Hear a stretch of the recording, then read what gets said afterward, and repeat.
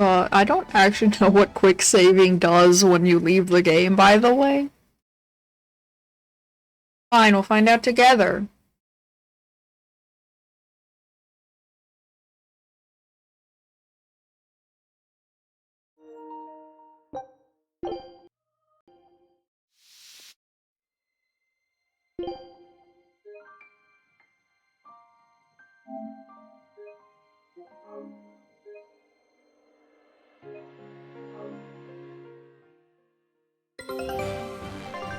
Oh, it literally just leaves you where you left off.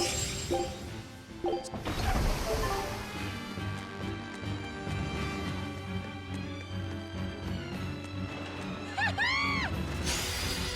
can fight too! Smash them! You're nice! You wronged me! Here's your justice! Fight in order! Guys like Madonna! Illusory veil! No escape! Guys like Madonna! Raise your wind! No escape!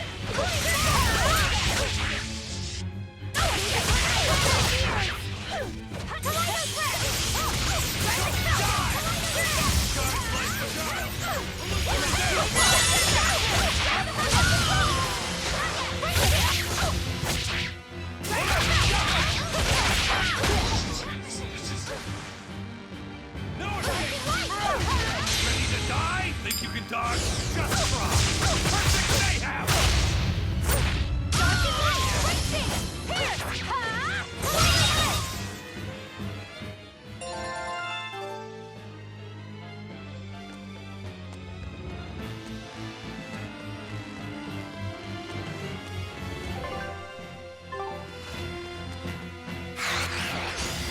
I'm ready for this.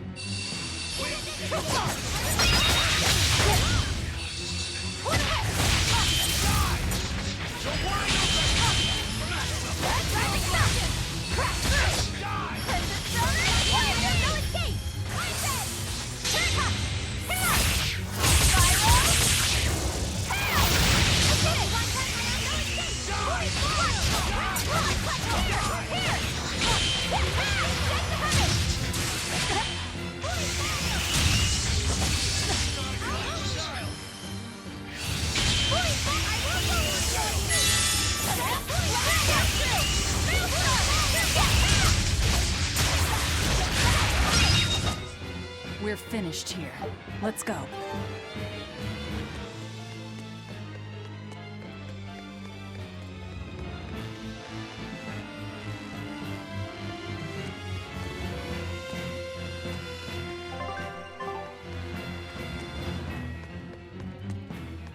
So it turns out that Velvet is a Therian who consumes malevolence.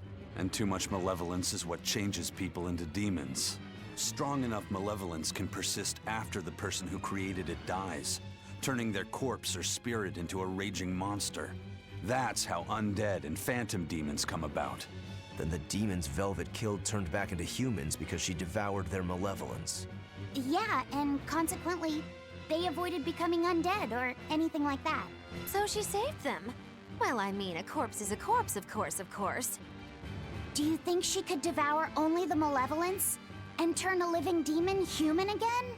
Unfortunately, that's impossible due to malevolence's self-reinforcing nature. When Therians are connected to Enominat through an Earth Pulse point, they seem to be able to absorb small concentrations of malevolence from the surrounding area and inhibit the creation of new demons. But any human who builds up enough malevolence to turn into a demon will keep producing malevolence as long as they live. That's right. To devour any malevolence, I need to cut it off at the source. That's how my powers work. Velvet, I'm sorry. I don't mind it. Actually, I find it convenient. This way, I'll never forget my hatred for Artorias. Plus, as long as you stay away from an Earth Pulse point, you get to keep the power of any malevolence you consume. Fuel for my hatred, yes.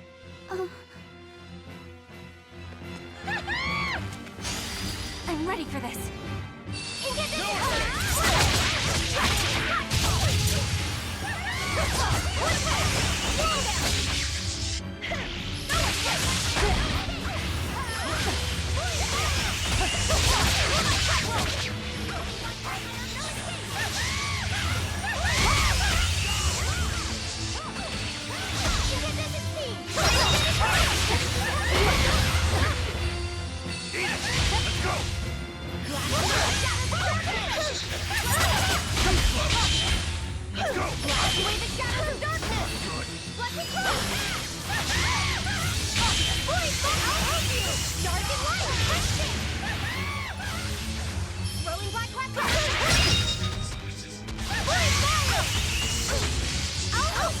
Dark and light!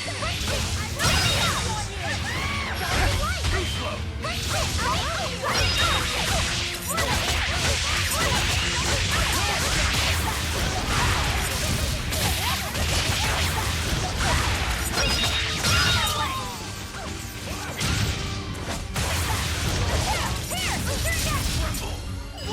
You're wide open! Reverse power.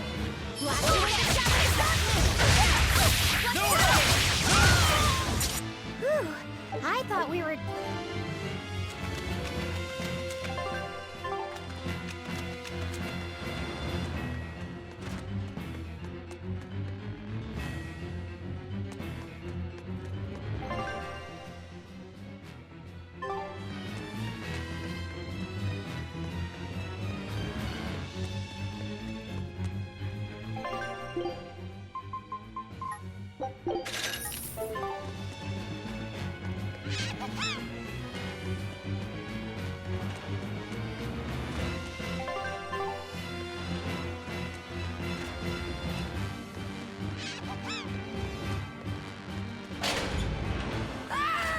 That was Kamana!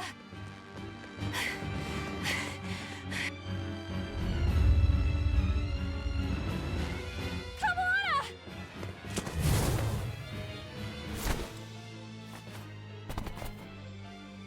Eleanor! You really came back for me. A promise is a promise, sweetheart. A headless knight and a horse demon. It's giving off a ton of malevolence. This must be the true survivor of the venomization process. Oh, I get it!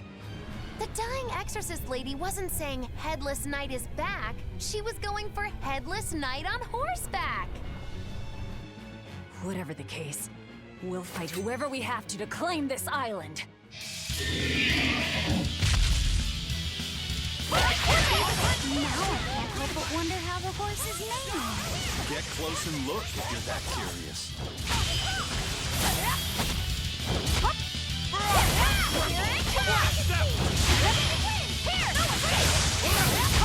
Let's go!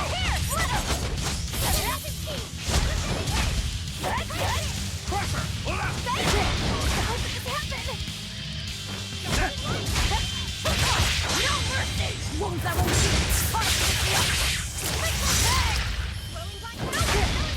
How's that? No escape!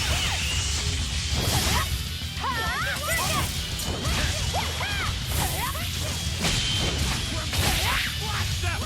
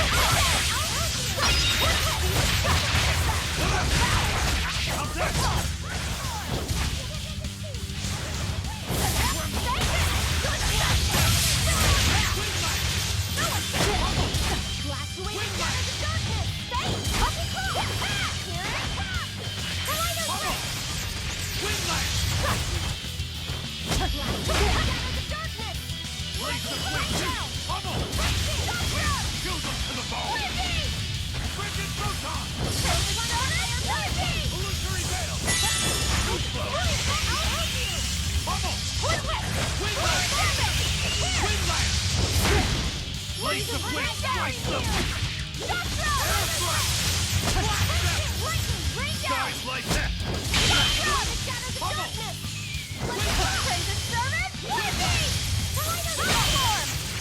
Pummel! Pummel!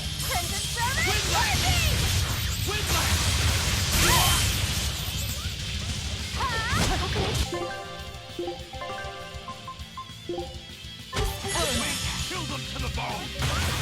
Lightning photon! Blades of wind, slice them!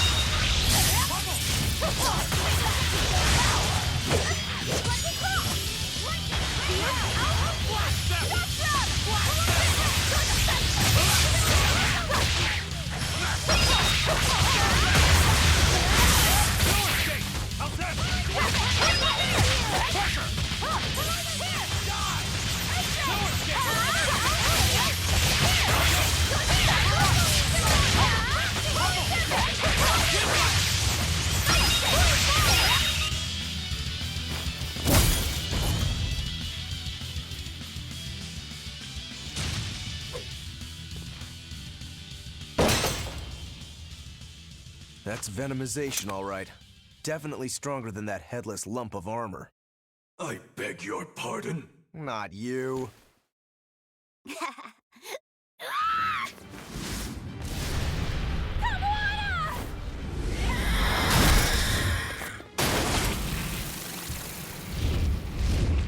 demon from the villa?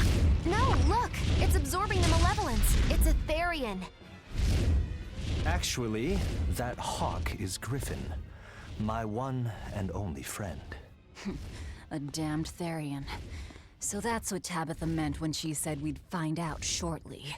But Your Highness, why do you have a Therian? It's like I said, Griffin has been my dear friend ever since I was a child.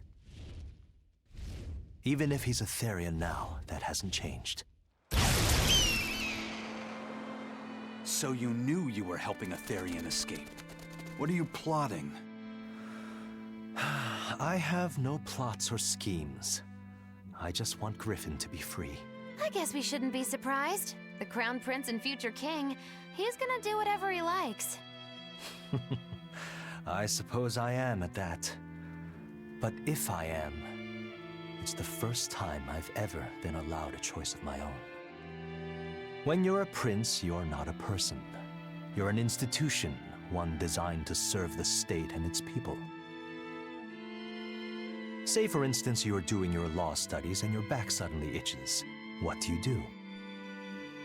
I mean, I'd scratch it. Who wouldn't? When I did that, my tutor gave me a whipping so hard the blood ran down my back. The reason being that I prioritized a personal feeling, that is to say my itch, over my studies in service of the state. Seeing Griffin lay claim to the skies let me imagine my own freedom. It was my lone solace over the years. But then, he turned out to be responsive to Innominat's power. I take it the Midgand royal family is well aware that the Abbey is creating Therians. Of course. How could we not? The kingdom offers unequivocal support to Shepherd Artorius' vision of reason and will. Even so, if there was one thing I could never permit, it was seeing Griffin locked up and unable to fly. Never. I tricked the Exorcist on guard and disabled the barrier. But then Griffin attacked the Exorcist and killed him. That's why you said you could never go back. They can overlook a single dead exorcist, but with a Therian removed, malevolence will engulf the capital. I knew full well what I was doing. And yet, I couldn't watch my friend's life be stripped away. Your Highness. He chose a single bird over the world. Why do you think that birds fly? That's what Lord Artorias asked me.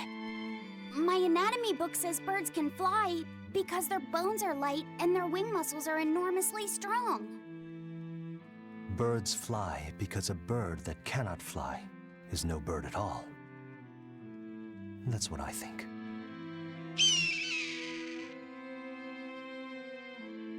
I understand now. As long as you remain on this island, you may do as you please. But if you try to escape, I'll kill you. That should work. This way we'll have him on hand if we ever need a hostage. Understood. I appreciate you letting Griffin and me stay here. Well, now that that's taken care of, let's build ourselves a hideout.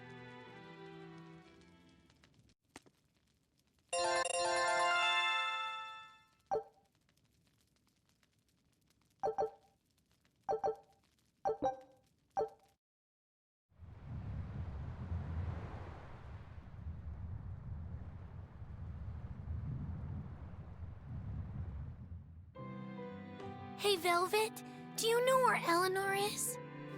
Wasn't she just playing with you? Yeah, but then she left. I'm worried because she looked pretty sad. Can you go find her? Why me? All right, fine. Just don't cry on me, okay?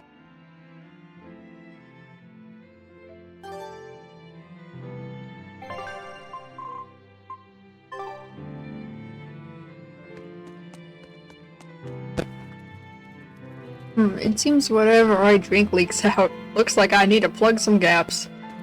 Odd. Hey, Rokuro, have you seen Eleanor? Probably. I don't know. Bit drunk. Just try not to go overboard.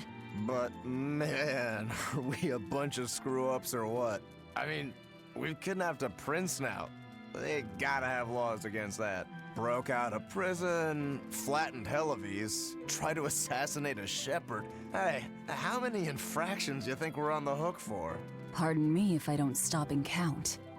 If you don't like it, nobody's forcing you to tag along. No, I still haven't repaid my debt to you. You say that, but you really just want to beat Shigude, don't you? Whoa, to me they're both connected. It's a long story, but I can tell you if you... I'll pass. Well, join me for a drink then? Can't. I'm 19. You need to be an adult before you can drink. I don't care if you're a demon. That rule is universal.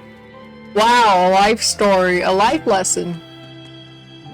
Now that we have a base, we don't need to worry about maintaining the Von Eltia anymore. Aye, and as a sailor, a bit of room to sleep that doesn't rock all night is a real treat. Huh. A most interesting interpretation. What do you make of this part here, then? Well, if you pronounce it Loney Kyle, then it'd mean midriff, which probably isn't right. Maybe Muse Mila? Well, that would make this passage read, Pornges are nummy. Okay. Yeah, that's not right either. What's wrong, Velvet? Have you seen Eleanor? No, I haven't. Sorry, I know I'm supposed to watch her. Just read somewhere where there's more light. You'll hurt your eyes like this. Okay.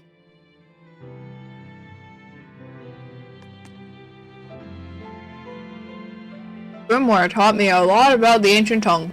It's so fun to learn something new. Did you have to drag me away from a tropical resort to a place like this? Well, at least I have a bright, passionate student to keep me company, so it's not all bad. Aw. The Abbey will never think of looking in their own closet for us. It's always darkest under the lighthouse, right?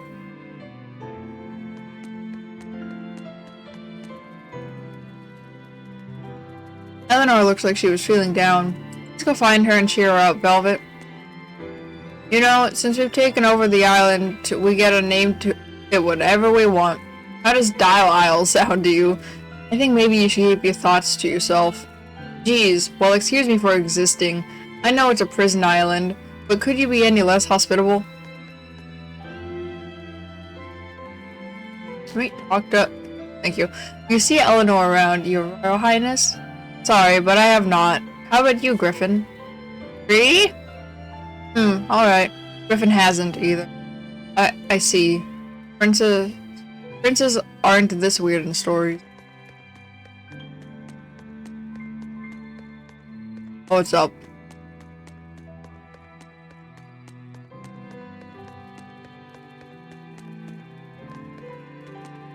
Hey, you got any idea where Eleanor is? No, sorry. I was having a meeting with Benwick and the crew about our search for Ifrid. Are you sure you're okay with putting that off? At this point, the Abbey doesn't have much reason to keep him alive. Wouldn't you rather look for him than Therians? I know time is a factor, but we still don't have any decent leads. I think we need to stir up the Abbey and see what shakes loose. And who better to do that than you? So this works for both of us then. Never fear. I'm still acting out of self-interest. Besides, Ifrid won't die so easily. He's a strong man. It'd take a lot to bring him down. Yeah. I've never seen him flinch from a storm, no matter how choppy the seas. Where angels fear to tread, as they say. Probably some of that as well. Bro, Ifrid honestly sounds like fucking Shanks. Okay, listen, Ifrid sounds like Shanks. By the way, do you never catch cold either? No comment.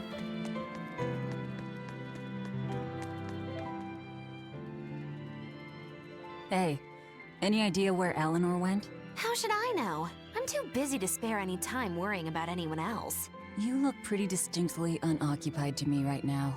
Right, I'm busy being unoccupied. You're... what? It's simple. When you have free time, it means you're busy trying to avoid having any business to do.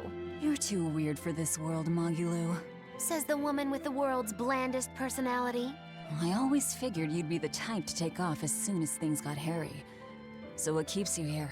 I am utterly, completely, totally, wholly devoid of anything else to do. Which is to say I'm... unoccupied. Right, now you get it. Besides, I have to stick around to see how our bet turns out, don't I? Life is nothing but time to kill. Being born is a pretty huge hassle if you think about it. Well, that's everyone. Why the fuck is she...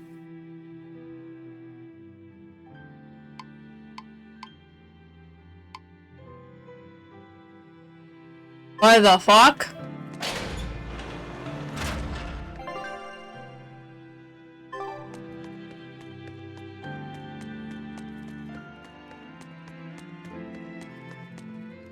It's called a hideout. We're pirates, so that's the proper term. No, it's a secret fort. That sounds way more inspiring.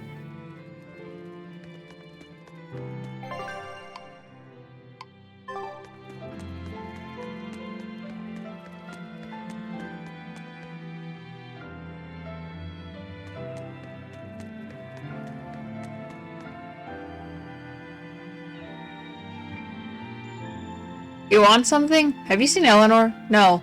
Honest. Alright, thanks. Nice being through here. I'm confused. Anyone up here? No, okay.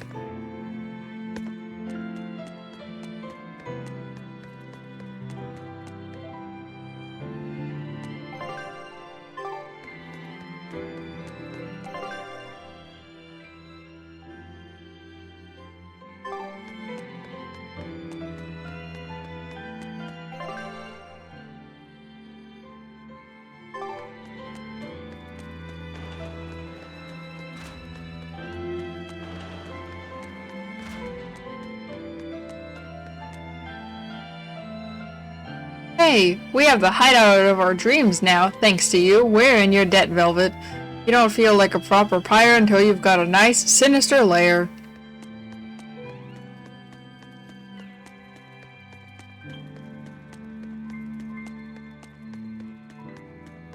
A pretty big fucking lair, though.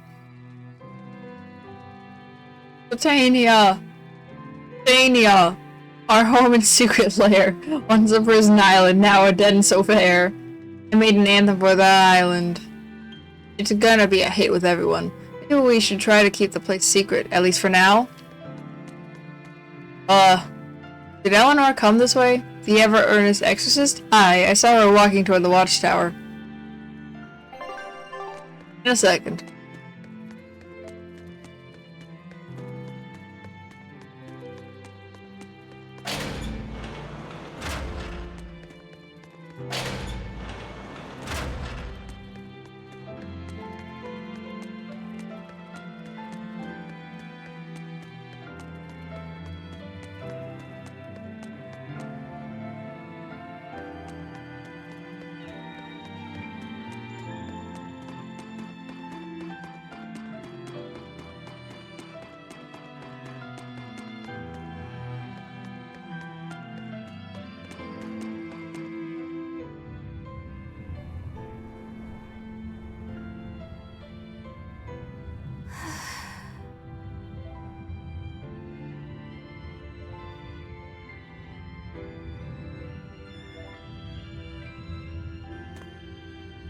There you are, Eleanor.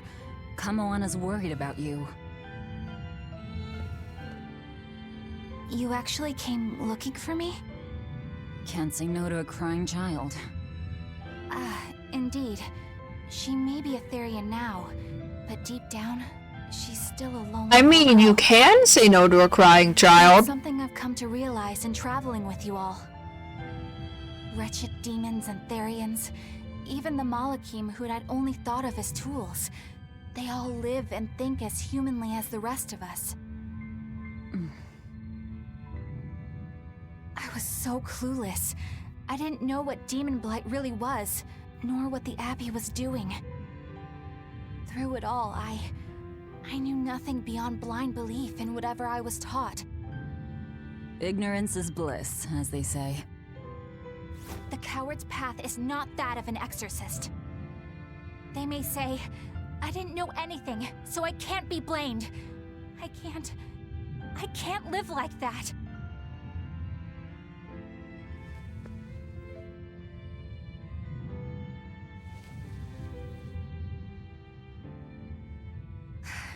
I think I'll stay here a little longer to cool my head off.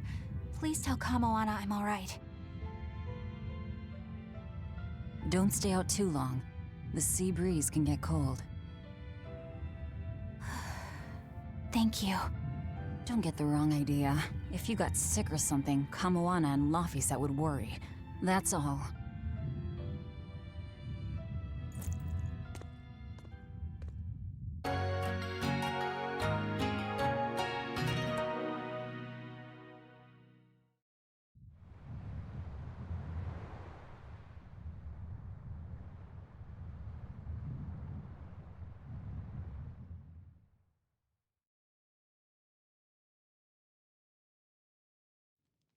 I have something to say.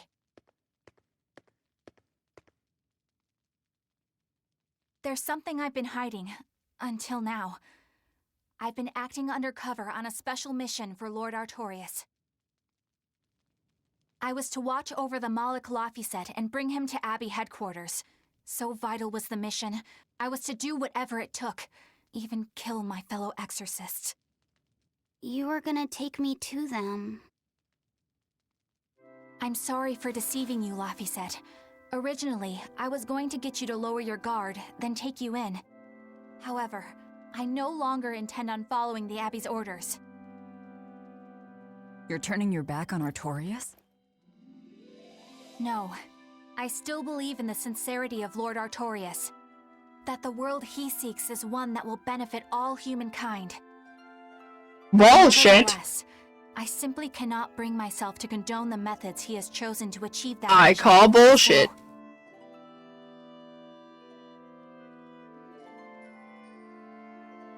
I will help you protect the Therians until I discover the answer I seek. Eleanor! I want to live a life that I don't have to be ashamed of, and to do that, I have to learn the truth for myself. So, you live by your emotions after all.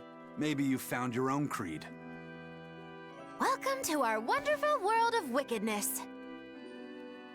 Don't equate us! To act in opposition of one's feelings is to act opposed to reason. You never make things simple, do you? You should be glad I don't. Yeah, after all, she's my vessel.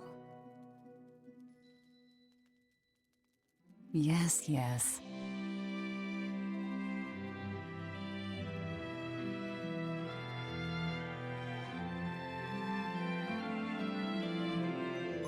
So, I think our next order of business is to find ourselves another Therian. Well, that's the extent of my insight. Anyone got any actual leads? What if we had Eleanor swipe some intel on them from the Abbey? That could work. I don't know.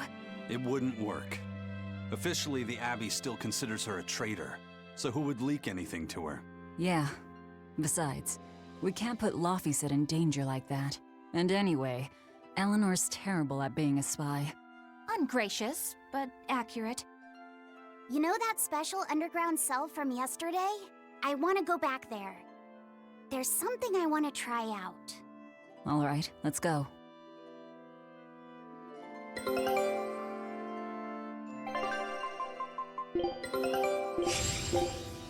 Scout... Laufeyset, I must offer you an apology. What for? For spying. I was plotting to take you back to the Abbey. I am truly sorry. It was your mission, wasn't it? Somehow I think I always knew. You did? Call it a hunch. Besides, Velvet was really suspicious of you. Whenever you feel you're doing something wrong, you start to sweat a lot. It seemed odd. How long have you known? Ever since you became a vessel for me. I think Velvet knew too. That's quite a shock. I failed completely in my role as a spy. It's pathetic. Shameful, really. Well, I think it says something good about you. Huh? Someone who can't lie well seems like a better person than someone who has an easy time of it. Thank you, Laufeyset. I think you're the better person here. I wouldn't go that far. What are you doing here, Bienfu? I was hoping you'd let me join in!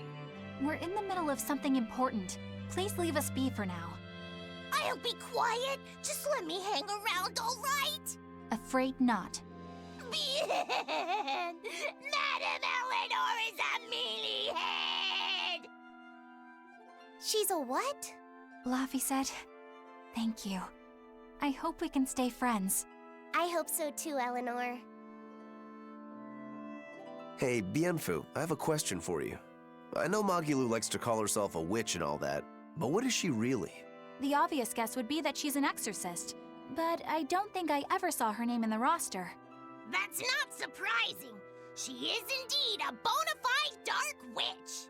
I should know. I saw one night just how scary she could be. It's enough to keep you awake at night.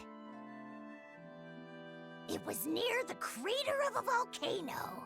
Above the bubbling magma sat a huge cauldron. Inside the cauldron, a blood-red liquid stickily simmered, boiling in the hellfire heat. When droplets splattered onto Miss Magilu's cheeks, she just cackled and licked it off, and she kept the cauldron boiling for 3 days and 3 nights. What was she making?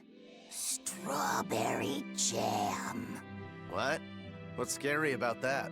I was just getting to the scary part. Instead of using sugar, she put in soy sauce, cooking wine, and liquor. Soy sauce and strawberries? Is that normal? You wouldn't think so, but that contrasted sweetness, sourness, and saltiness actually makes it taste great. Not that someone like you would understand the appeal. You have to have a refined palate like mine to appreciate it. Wait, I've heard of that. You can boil things in soy sauce and wine to preserve them. When you do it with strawberries, it's called strawberry soup. That's right! Actually, strawberry soup has sea urchin and abalone, not strawberries. It's just called that because the sea urchin plumps up like berries. And it's not preserved either. Really? Well, I had no idea. Wow, I really liked it too. I wonder if the reason she's never made it for me again is because she realized the mix-up. Now that I think about it, that's not the only thing I like that she made one time. Like durian jellies and the candied sweet fish too. I think I see what's going on here. What does the food she's made more than once taste like? It's just normal stuff, like what you guys always have. Only a truly scary witch could hide that much cooking talent behind such plain-tasting food with no one the wiser. I know this smell. Yeah, it's Prince Percival's fragrant wood perfume. When I told him I'd never smelled it before, he put a little on my sleeve to try it out. I love the smell of the royal family's perfume. It's distinct, but not overpowering. It's made from Pandaria trees, conifers that grow in a snowy land. I've noticed that you and Velvet and Magilu smell nice too. Do you all wear the same perfume? We do? We don't use that stuff, but maybe you're smelling the soap we use. Oh, can only the royal family wear fragrant wood? No. Some fragrances, including the Pandaria scented ones, only the royal family can use, but most don't have any such restriction. If they all smell so good on humans, why doesn't everyone use them? You know, I've never thought about that. Why do you think that is, Aizen? It's a bit complicated. To explain it right, I'd have to start with the history of bathing in Midgand. A few hundred years ago, people believed they would die if they took a bath. They were so terrified of baths that they wouldn't even go near one. I can't believe people would be scared of taking a bath. Why would that even happen? Well, at the time, a deadly plague was running rampant, and people thought that it could be transmitted through bathwater. Bear in mind that this was all before we had proper plumbing or techniques to purify water. People couldn't just bathe anywhere. Sewers like the one we used to sneak through Logres are a fairly recent construction, only around a century old. Some people even thought bathing at all was unhygienic. Right. As bathing went out of style, the royal family started to use these fragrant woods. Covering up their bad smell with a good one. Yep. As a result, their perfumes used to be far more potent, to the point where you couldn't even tell if it smelled good anymore. But nowadays, nobody actually believes that bathing can make you sick, right? As civilization advanced, plumbing became widespread, and baths themselves became much cleaner fixtures than they used to be. And the fragrant woods fell out of favor because they were no longer necessary, right? To the contrary, as the people gained prosperity, the perfumes became a popular display of wealth. The newfound popularity didn't last long, however, thanks to the propagation of a new disease. One that didn't transmit through baths. Demon blight, you mean? With the rise of demon attacks, life outside the city walls became increasingly difficult. With fragrant woods now harder to come by, the perfumes once again became the domain of royalty. I guess that means that fragrant woods share a long and complicated history with plagues. To cover up the truth of malevolence, the powers that be spread rumors of a demon plague, continuing their time-honored tradition of covering up one stink with another. So, what do you think of the perfume? Do you like it? Yeah, it smells nice. But I think I like the smell of soap better. Huh? This island is so amazing! It's far away from any other people and has so much hidden stuff underground! It's such a perfect hideout! Just thinking about it makes me so excited to be here! Yeah, I guess. What's wrong? You were so excited to be here before! Don't be such a drag, Laphicet! It's just that this used to be a prison. People were brought here to suffer. If you're worried about how I feel, don't be. If I really hated this place, I wouldn't have made it my base. Hell, I was imprisoned here too, but now it's the secret fort I always dreamed of. I still haven't forgiven the guard who ate all those marron glacés I was sent. I'll let the past be the past. What part of secret fort are you not getting? Yeah, But it can't all be just for fun and games here either. In order to maximize the success of our future battles, we need to maintain and improve this base going forward.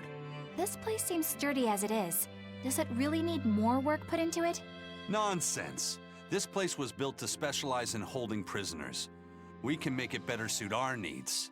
What are you proposing exactly? Well, I think we need to start with smokescreen generators. They'll be effective against intruders unfamiliar with the layout here. Of course, afterwards we'll have to clean up all the soot, but still. No thanks. I think we need something to put out fires. The fire at Helavi's was really scary. We have Malakim like you who could use water arts, though. If anything happens, you can just put it out. Oh yeah, I guess that's true. What we really need are some secret underground tunnels. If things get too hairy here, we'll need an underground escape route. We can put in hidden doors, and even some fake ones to trick the enemy, too. We have 2 separate docks. That's good enough. No enemy is going to attack without taking both docks into consideration. That's why we need to build underground tunnels before anything else. But we're on an island. You know, surrounded by water. Where would these tunnels even lead to? Isn't it obvious? We'll dig underneath the sea to another uninhabited island nearby. But there are no other islands nearby. If it means getting my tunnels, I'll build an island too. Are you listening to what you're saying? It sounds like he's daydreaming to me. And what's wrong with having some dreams? This is a great opportunity we have here. You guys just don't get it. It's okay. I get where you're coming from. But they'll never understand. You might as well save your breath. Bro, why are the Rokuro and Aizen like interactions so funny? You want me in? Fine by me. Where am I going now? Oh. Oh.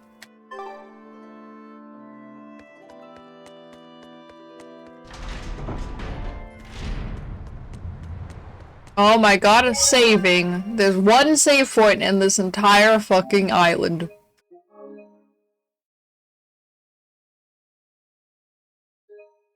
And it's outside of it. I lost a bet to a young man, and he dared me to prove my courage by sailing out to a Class 4 island. Now, I can handle myself, but man, it ain't fun and games there. I nearly got killed by demons. You actually stepped foot on a Class 4 island? Not even. I was still approaching it by ship when this stuff that looked like spider silk started spreading round. These bug-looking demons were using the stuff to try and climb aboard my ship. Damnation! The crew cut those threads as fast as anything, and we got the hell out of there. Whole thing left me bawling. Well, I'm glad to see you made it out safely. I'd suggest not going near there again. Oh no, I wasn't planning on it. I had enough of that place to last me a lifetime. Oh, Jesus. Why me?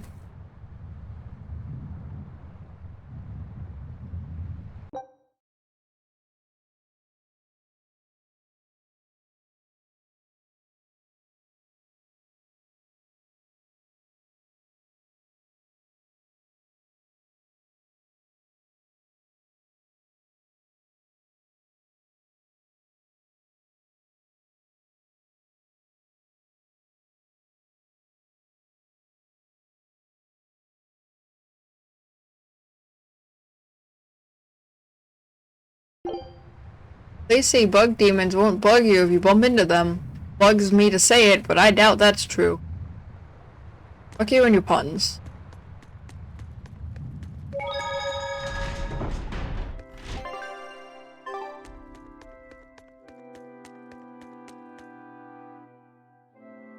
It's lonely without Eleanor around. I don't want to be alone.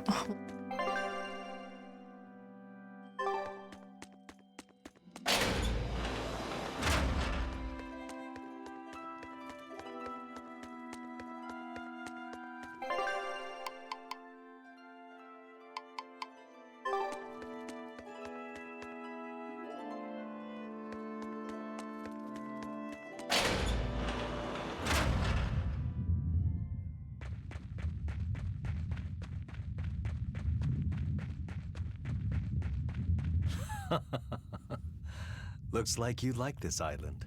Fly free, noble hawk. Hunt to your heart's content, Groggy. Grocky.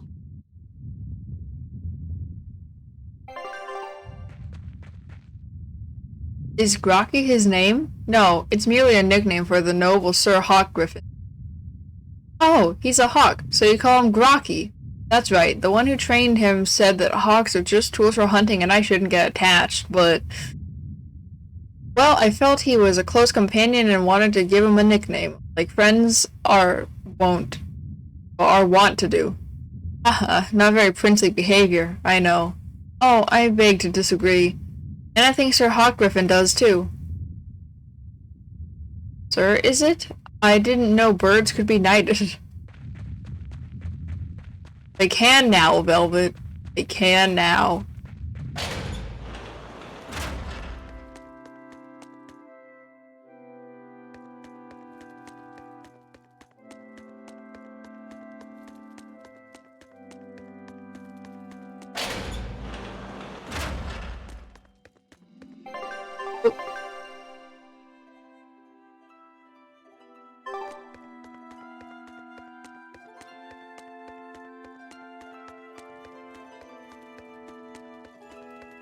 I don't like this hideout.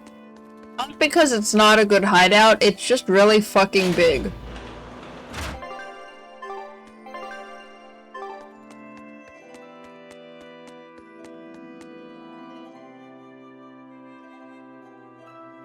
Titania, our home and secret lair, once a prison island, now a den of so fair.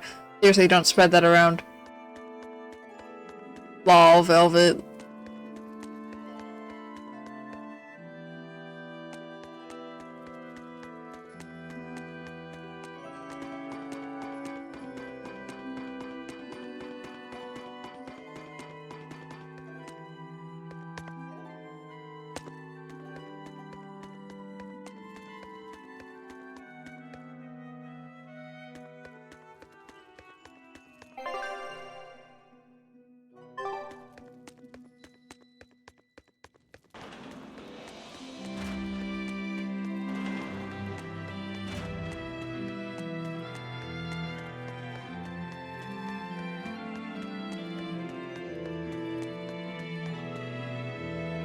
Why would there be two places to dock at a prison? This place was likely built as a fort to secure a sea lane. If you're defending a fort, you'll want a back door to escape through if things go sour. That makes sense. You pick up some interesting tidbits when you get quite as old as you have. And what's that supposed to mean exactly? Oh my god.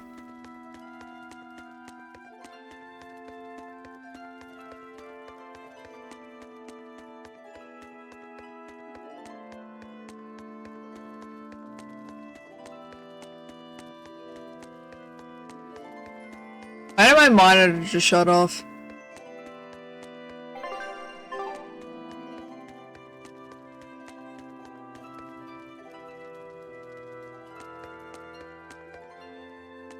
Fuck?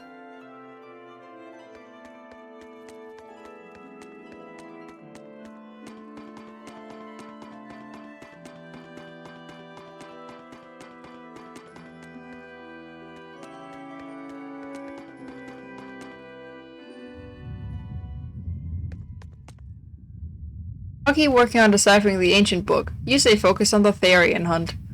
How many centuries has it been since I've worked at a task so diligently? Oh, there's more. I'm afraid if we can't puzzle out an Omenaut's nature, we'll have to rely on brute force. Though I wouldn't favor our chances in such an event. Oh, I love brute force, though. I got this far.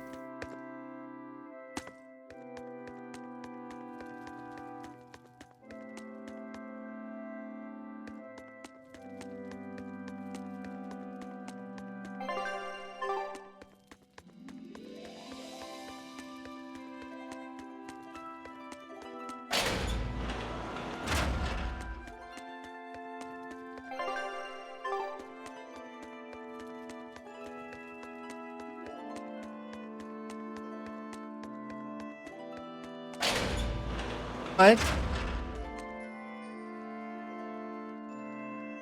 I can repair beds if you need to rest. I have to pay to sleep in my own hideout? The map of the world was made by... Wow, it took them decades! You always look so happy when you've got your nose in a book. What's so interesting about the one you've got there? It's a book about surveying. When I read it, I can imagine myself traveling afar and making maps of the world. It sounds like so much fun. I know just how you feel. I know Magilu and the others don't understand. But I just can't help but feel excited when I think about us completing a map of the entire world. It's the thought of treasure that gets me more fired up. Obviously, there's treasure waiting to be unearthed too, but that's more of a bonus on the side. Crossing uncrossable oceans, going to lands where none have gone before. The voyage itself, the dance with death, these things hold value greater than that of any treasure. Ah, adventure. Truly the romance of the quest we call life. Laphicet, you had a map, didn't you? The one you dropped when we first met? It's a world map I got when I was with the Abbey, but I only checked out the places really close by. I could hardly call it adventure. There's more to adventuring than visiting far-off lands and sailing stormy seas, you know. Adventures are about achieving your ambitions and leaping across the walls we've built to protect ourselves, no matter the danger that waits on the other side. There are no big or small adventures. Even if I only went to Helavies and the Figal ice caps? Think of it like this. When you sneaked out of town without the Abbey noticing, when you walked the land and compared it to your map, how did that make you feel? It was scary, but fun. Exhilarating. Then it was an adventure. The map you made within yourself is a treasure that's only yours. Wow, my very own treasure. Why is Aizen so smart? Why does he know so many things?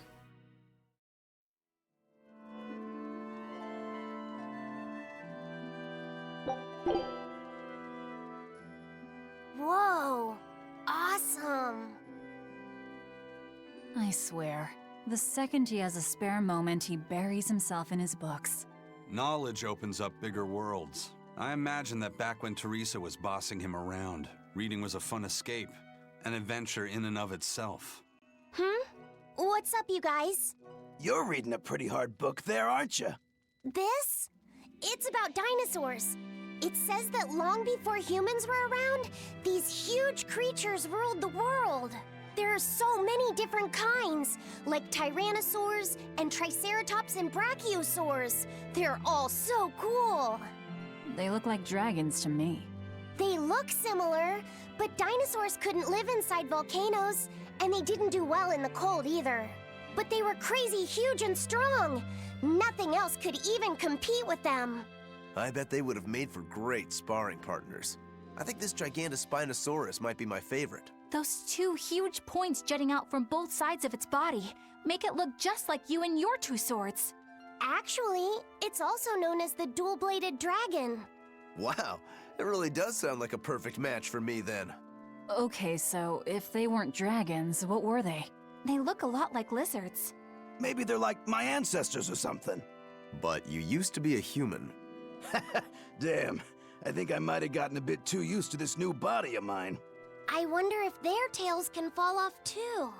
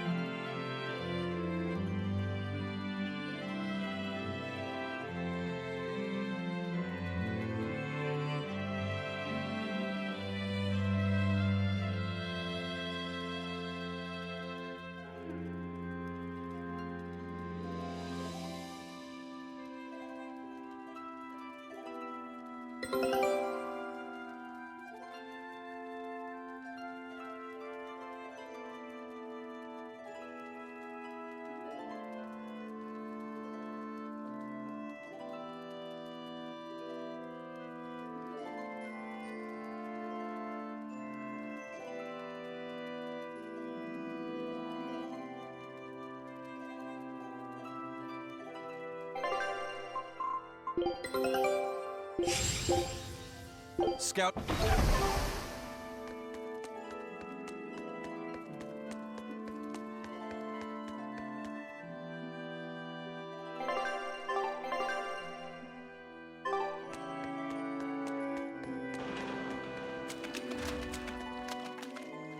Someplace, eh?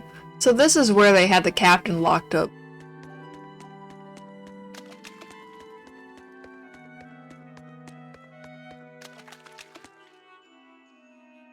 Did all the prisoners escape, or I'll wager some sort of nightmarish cannibal scenario until none remained? They're supposed to keep demons locked up here, but all the cells are empty.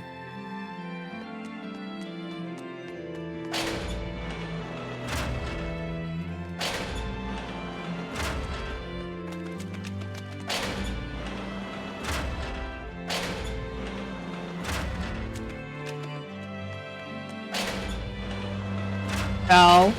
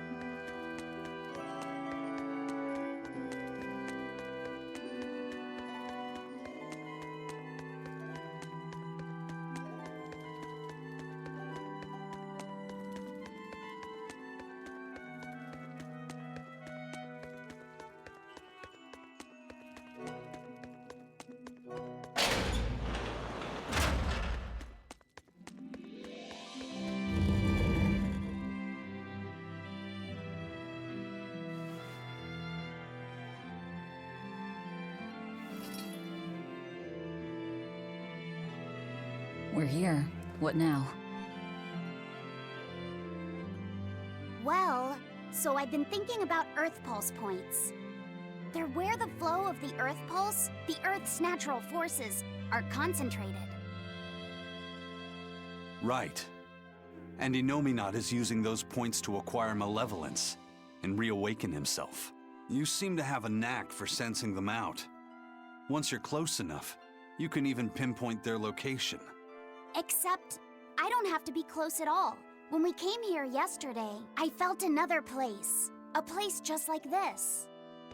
Are you saying you can use this Earth Pulse point as a conduit to find the others? I think so. I don't know how far it works, and I can't say if a Therian will be on the other end. Still, it'll give us something real to go on. Please, give it a try. Okay.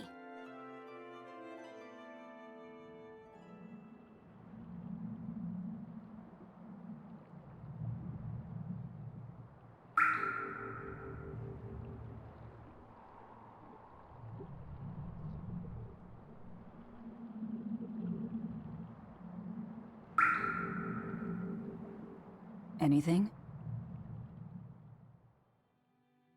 Yes, I felt it. There are dozens of Earth Pulse points scattered around, but I sensed a few big ones that stood out. So you can even detect their size. Yeah, at least I think I can. This island is one of the big ones. There are two more like it somewhere to the east and the southeast. But I think those are the Warg Forest and the Temple of Palamedes. Still, That suggests we're more likely to find Therians at the larger Earth pulse points. We've got 3 Therians to go. Anything that helps us narrow down our choices is a boon. Yeah, you've done great work today, Laphicet. That's for sure. Thank goodness you're here. You're a marvel. One of the wonders of the world, kiddo. It's not that big of a deal, really.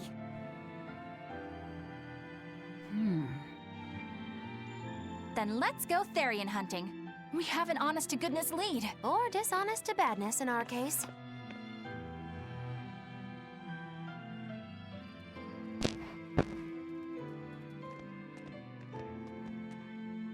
Broke again. Still not good enough. You think it's your swords that are weak? You don't think maybe your body's just stupid tough? No. If it can't cut me, it's just not good enough. I need stronger materials to make a better sword. I'd love to try orichalcum, but getting that stuff is next to impossible. Orichalcum. That's the strongest metal in the world, right? A rare metal that's only been found in ancient ruins, and seldom at that. I've seen fragments of the metal myself, but I've never even heard of a piece large enough to forge into a weapon. I have. I heard a rumor that a block of orichalcum was discovered in an ancient ruin some 200 years ago. Unfortunately, the boat carrying it sank in a storm. From the depths of the earth to the depths of the sea. A sunken ship. Treasure at the bottom of the sea. That would stir any sailor's heart. If we knew where to find it, could it be salvaged? The ship's crew drowned, so nobody knows where she sank. Besides, it's a centuries-old rumor. Who's to say it's even true? Right. No sense in wishing for what can't be gotten. I'm sure there's other material you can use. Even Dial makes a good point sometimes. Hey, what do you mean, even Dial? Even Dial's getting angry! Saying it like that's just weird, Kamoana. Even Komoana's getting weird!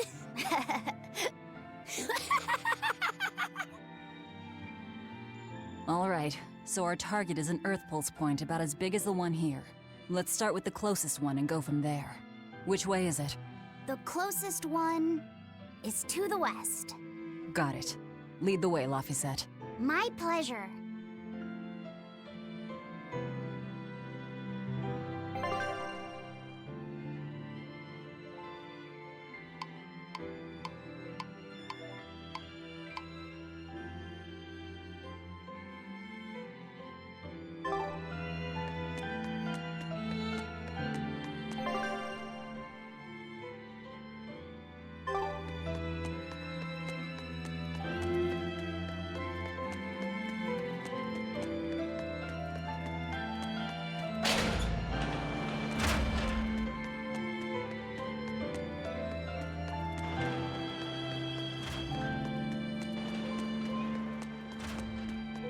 Hey, Kuragane, let me ask you something. More complaining, is it?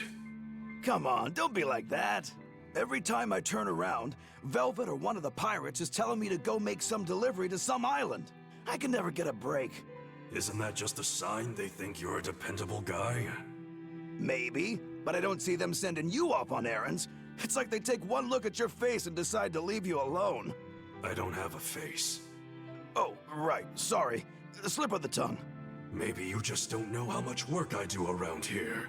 It's more than you think. Anything to do with iron, I do it. Making tools, repairing things. What do you take me for? Some kind of cheeky freeloader? I don't even have cheeks. You're too funny. But doesn't it ever annoy you to have all these kids giving you orders? I've spent my entire life thinking of nothing but forging swords.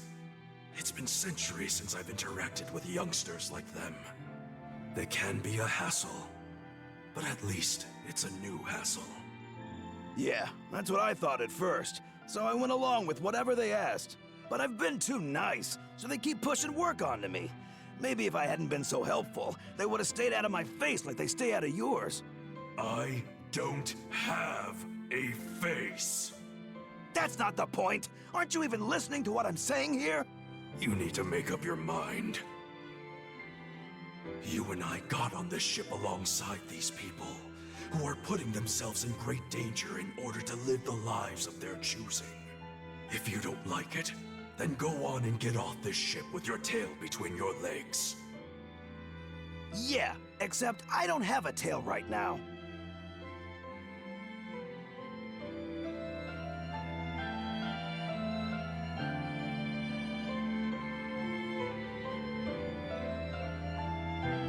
Bro, I love Kuruk.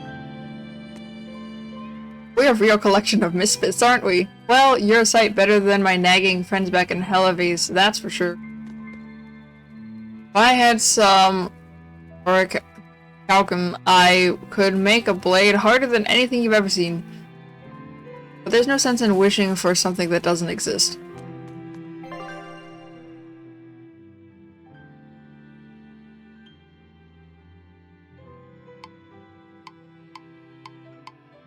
Add it.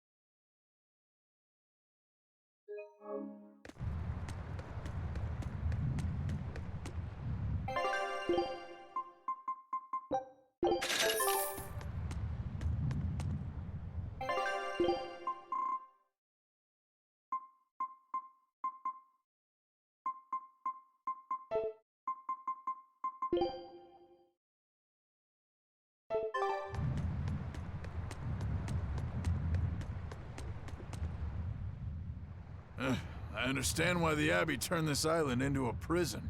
The waters here are filled with rapid sea currents. Make a single wrong turn of the rudder, and your ship will be capsized just like that. Not to mention the fog and all the storms that pass by. It must be nearly impossible to escape. Aye.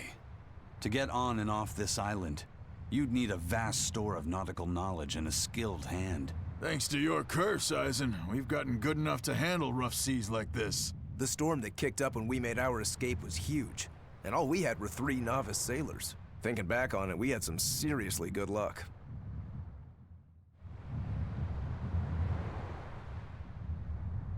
We're excited to have a den to call our own, and one we stole right from under the enemy's nose, no less. If the captain knew about this, he'd dance a merry jig. That'd be a sight. The first mate told me we're going to be looking for an Earth Pulse thingy, right? The ship's ready to leave whenever. Do you want to depart now?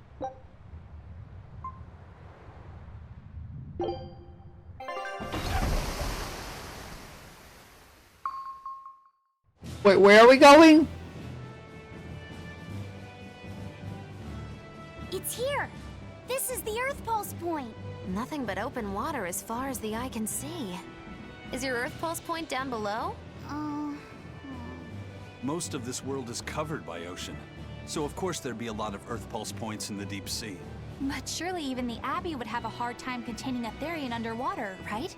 Looks like this one's a bust then. Sorry, everyone. Hold on. We've seen a bug Therian. You don't think there could be fish as well? You may have a point. I think I have just a solution for this. You do? This. What? Don't give me that look. I'll have you know this is Fujibayashi's rod. This baby's 9 feet long, made from a single piece of the finest bamboo aged 5 years, with a slow 60-40 action that almost feels alive when it bends. Its exquisitely wrapped handle feels like an extension of your own arm. And just look at that elegant black lacquer finish. It's as perfect a fishing rod as there can be. I'm sure it's a lovely fishing pole, but fishing? Are you sure? This is a Therian we're talking about. All the more reason. Remember who you travel with. Okay? Alright, if no one else will, I'm going to veto this fishing idea. Aw, come on, let's give it a shot. Besides, I'm hungry. Even if all we catch is fish, at least we'll have dinner. I'd love to have me some koi or sockeye salmon. Don't encourage them. How do you attach the hook to the line? Like this? You don't go fishing much, do you? It's just been a while. I used to go fishing with my brother sometimes. This is my first time. Then we can try it together. I'll teach you how it's done. I didn't know you could fish, Eleanor. Yeah, when I was little, old man Tenny taught me. He was from my village. I've caught at least 100 treat loaches over the years. Wow, that's a lot of fish. Those two really get along. If I didn't know better, I think she's his sister, not his vessel. Eleanor certainly got Laphicette's number. Better watch out, Velvet, or she'll steal him away. Laphicette. Let's get the line set up properly. First, you take it and thread it through the hook, like so. That looks hard. Hey. Once you get the hang of it, you'll be able to do it with your eyes shut. Okay, I'll give it a shot.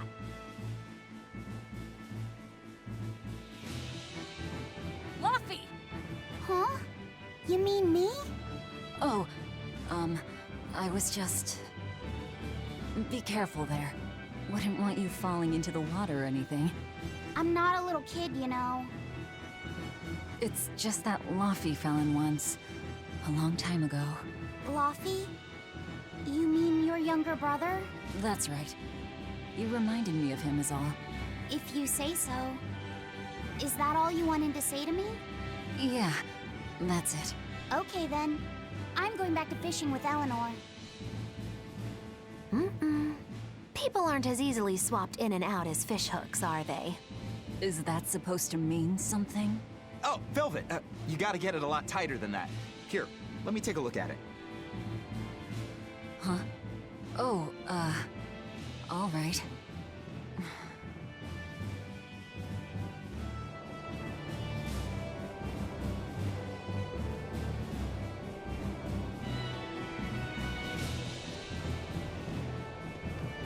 Can I have my rod back now?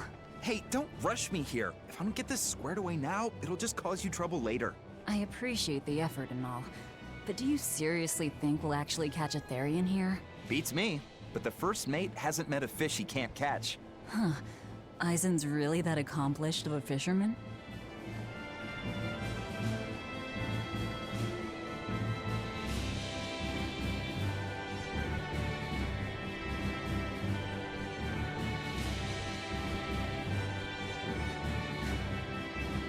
Leave it all to me. I'll whip you up a fearsome fishing tackle the captain taught me himself.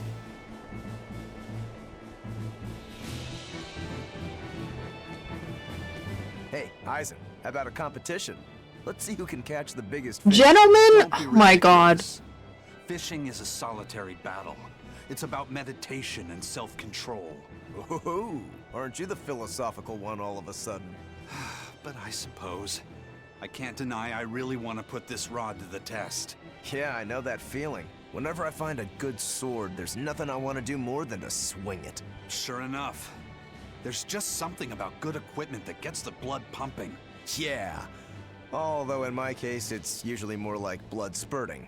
A bit too much blood either way, if you ask me. Listen, we're fishing no matter what. Wouldn't a competition be better for getting that blood of yours pumping? Fine. You're on. But we both know already how this is gonna end. You can plan all the victory speeches you like, but fishing is like life. Doesn't always go the way you think it will. You ready? Let's do this! At what point did the Therian hunt turn into a contest? When I met Rothero and Eisen. Let's make this interesting. Whoever loses will be the winner's servant for the day. Oh, Jesus. Let me talk to Eisen! With Fujibayashi's rod in my hands, my chances of defeat are 0. Zilch, you're going to regret this bet. God fucking damn it, you two. Okay.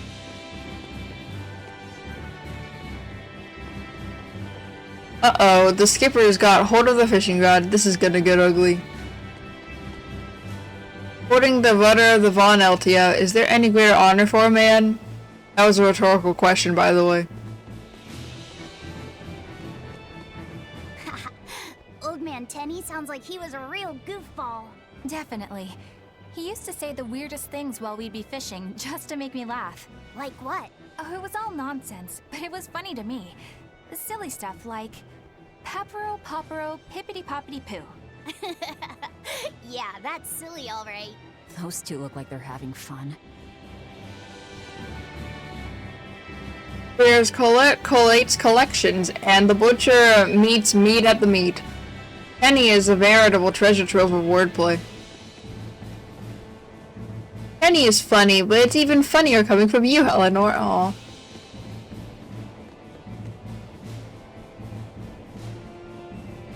This really takes me back. One summer Maggie used me as bait to catch a whale, so yeah, that was about as fun as it sounds. Huh?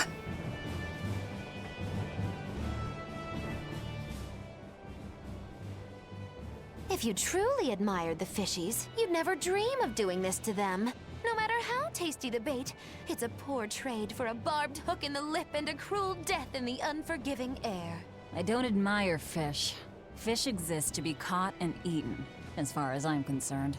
Can't argue there. Raw, boiled, or grilled with a little salt. You can't go wrong. And if they're nothing but food to you, even their wretched squirms of agony can hold a kind of beauty. Hey, Velvet! I've got your rod all set up for you.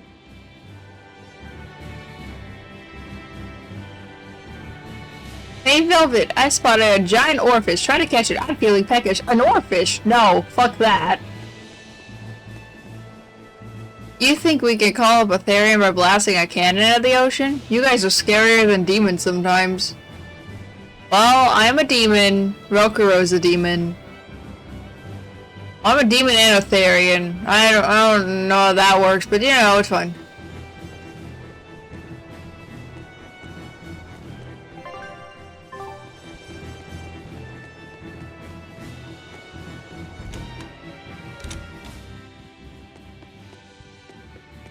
Oh, it's a fancy cabin. Oh my god. This thing could even catch a whale if you wanted to. The rest is up to you. Now get out there and fish up a big one. A Therian, you mean? Might as well give it a shot. It's not like anyone else remembers what we're here for. Oh, something's pulling the line. Stay calm. Fishing isn't about strength, it's about timing. Oh, okay. Got it. Here it comes. You ready? Damn right I am. I'll fillet it before it No. can land. If it's a Therian, don't you dare kill it. Now! Heave.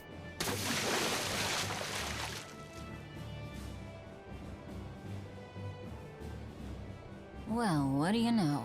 Neither a fish nor a Therian. Well, shoot. Can't eat that. Oh. It looks like it fit you though, Laphicet. Why don't you try it on? I concur. Maybe it'll bring out his unique personality. My unique personality, huh?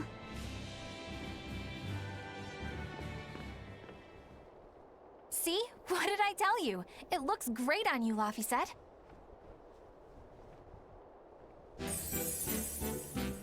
You really think so?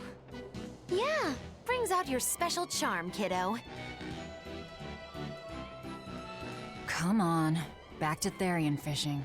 Oh.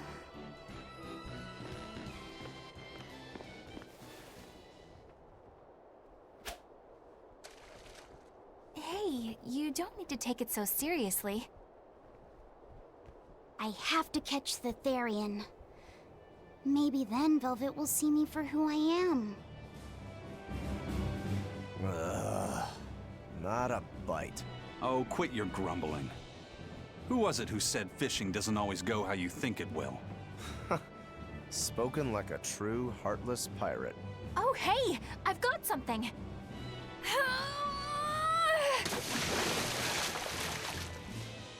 Whoa, looks like I'm next.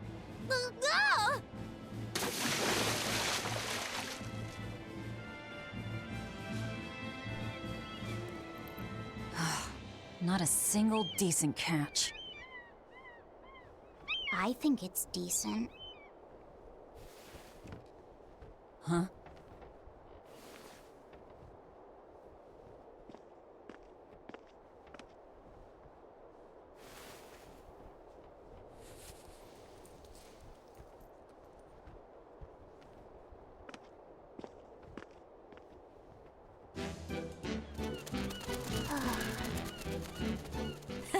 You found a look all your own. Ah, the vagaries of youth.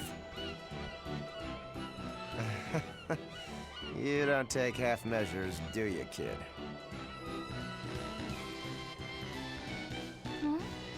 What's wrong, Laphicet?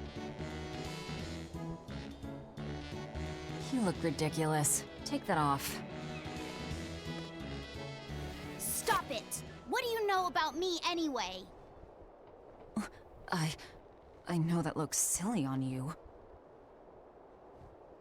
All you know is you're Laffy.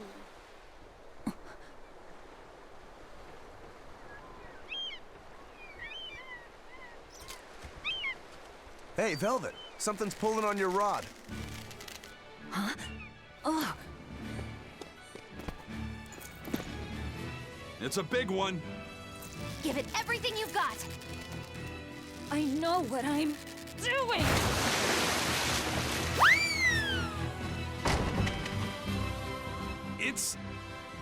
It's a big one, all right, but... A pot. Yay. But what's a pot doing out here? There's something inside it.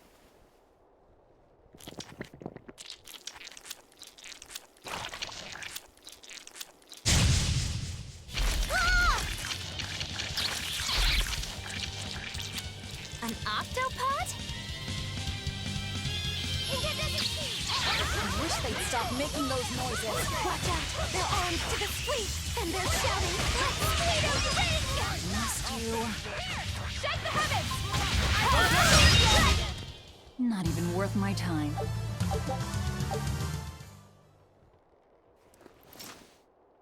Phew, that was scary.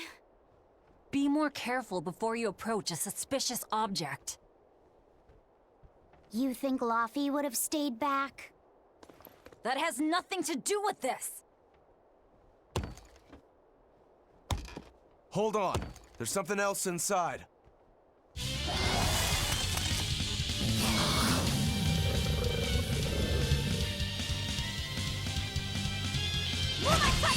Now we gotta fight the shambling dead? A Zongo pod! For a bunch of dead guys. No mercy! Won't that one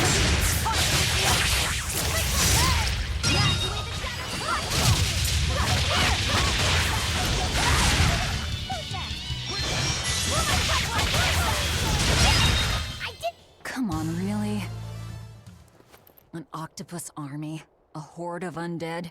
What the hell is this pot? Magnificent. To think I'd get to see one with my own eyes. Huh? Is there something special about this creepy old pot? Creepy, you say? That's why these things need to be left to the professionals. Listen and behold. This is none other than a water jug made by the potter Groon during King Clauden's reign. It was a legendary, once-in-a-millennium masterpiece, but it was lost in the Second Warring States period 200 years ago.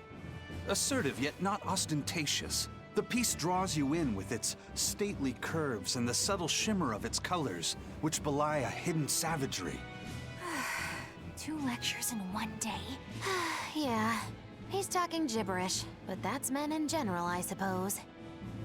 The lost glazing technique of the Orosaurin is so vibrant, it looks like it could start moving at any moment. Huh?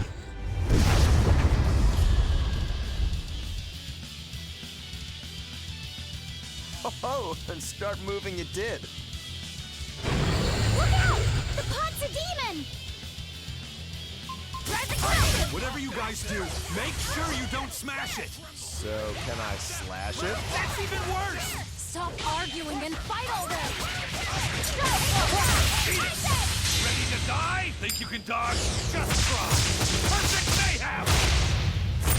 Dark and light, twisting! Windlash, you're wide open! Windlash!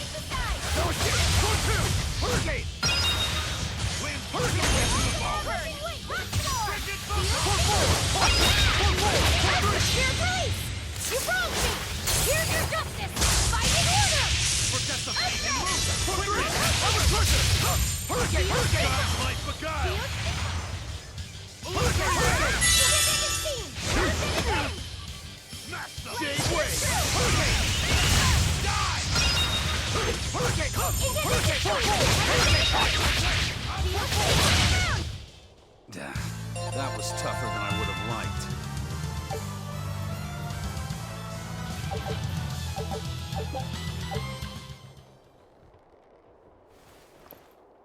It's finally decided to behave itself. Wait, Velvet!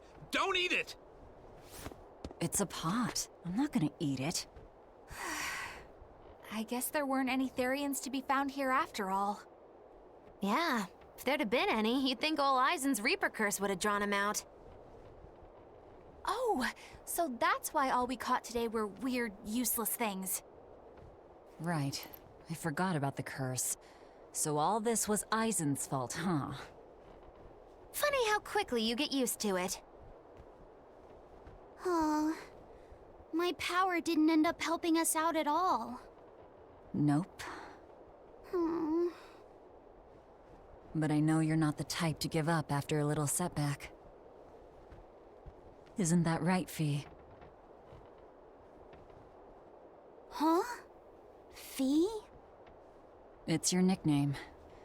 Not a whole lot of thought put into it, but... You're you. You're Fee. Velvet. Fee. I like it. It has personality. Thanks. Of course, if you still feel like giving up. No, I'm gonna find us the next Earth Pulse point. Oh, hey. There's something else inside the pot.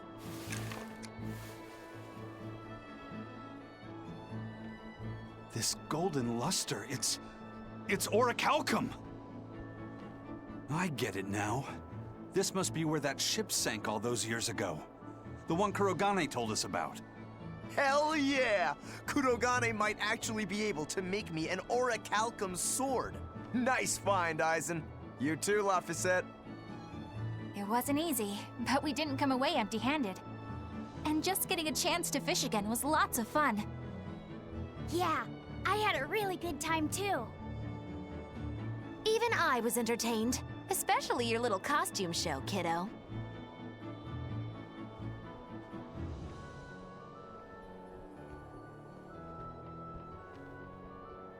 The sun's going down soon. Let's head back to Titania.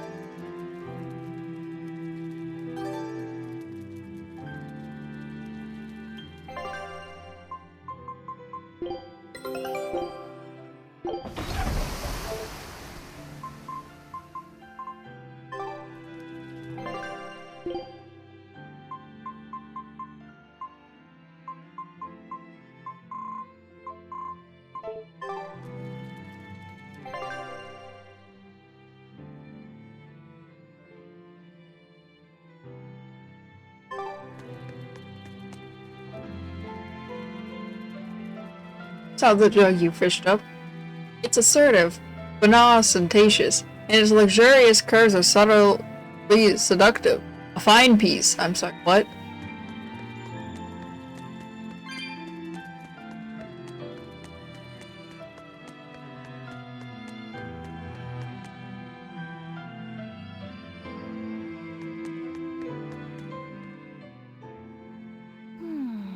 What else do they have in common? What are you up to? I'm compiling everything we know about Earth Pulse points, starting with what the ones in Ward Forest and Palamedes have in common. I'll compare those points with the ones that didn't have any Therians.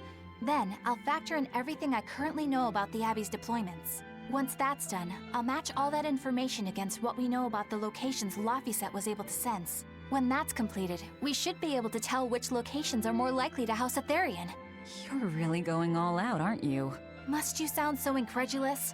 If you're going to do something, then give it your all. There is no other way to live. Right. I'm counting on you then. I'm not doing this for you. This is for me and for Laphicet. Do you even understand why that boy's trying so hard? Yeah, I do. You understand that you need to show that you do. I can't emphasize the importance of that enough.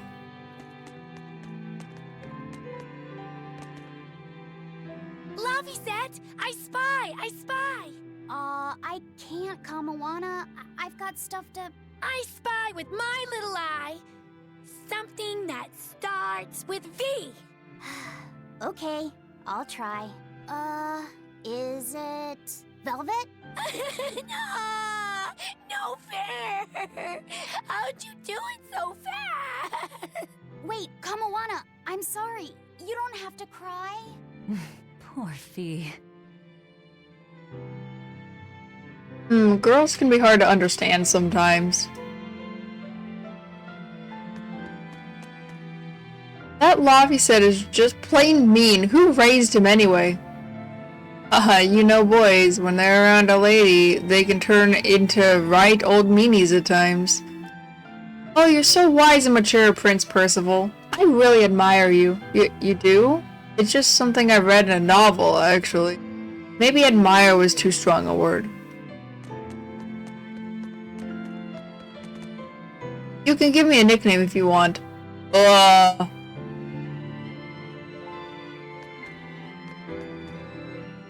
Don't know if you want that, Bianfu. Have you been practicing your dove impression, Velvet? What? No. Now. A performer in Magilou's menagerie has to be more diligent than that. What if we're stopped at a checkpoint and the guards ask you to perform a trick? If that happens, I'll show them my trick where I devour an entire witch faster than the blink of an eye. Oh, that would be a sight indeed. But seriously, if you ever want some magic tricks up your sleeve, let me know and I'll teach you some. Just 10,000 gold each. Steady practice is the key. If you don't put in real effort, you'll never be the real McCoy. You have to perfect your art, be it juggling or vengeance. Vengeance will be mine. The orichalcum you found won't go to waste. I'll pour my entire being into making the mightiest blade the world has ever seen. Oh no. I want the soul. I want the soul! You gentlemen are in the way! Oh, hey, Velvet. You don't mind if I give Kurogane that orichalcum you fished up, do you? Doesn't matter to me. But do you really think you can make a weapon with that? Well, I don't know.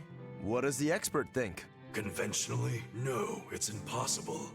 But when has convention ever stopped a demon? I won't argue that. We're dealing with the hardest metal in existence.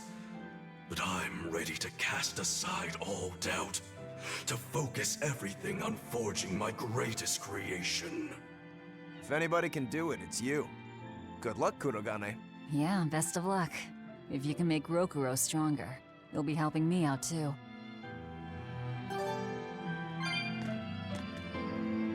With Kurogane's orichalcum Stormquell, Shigure is sure to fall next time we cross swords. Hey, what do you say we track down another Therian? Sure. From what I can tell, the next closest Earth Pulse point is near the center of Midgand. Midgand, huh?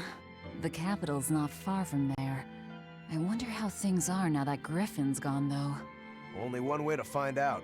Maybe so, but Isen's not here, you know. You're right. I haven't seen him in a while. We should probably ask Benwick where he wandered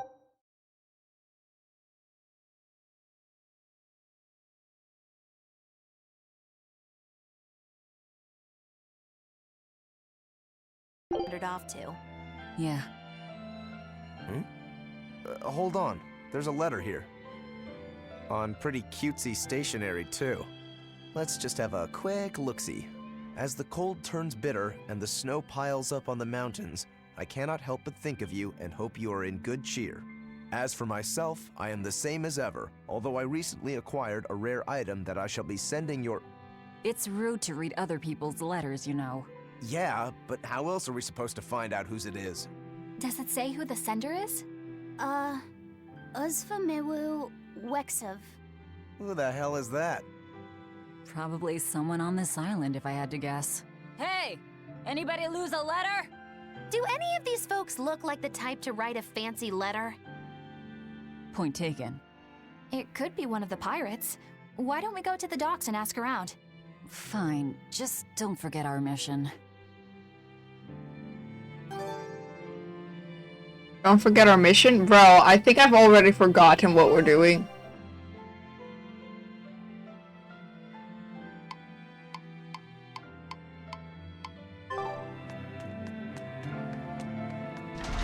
I think I've already forgotten our mission.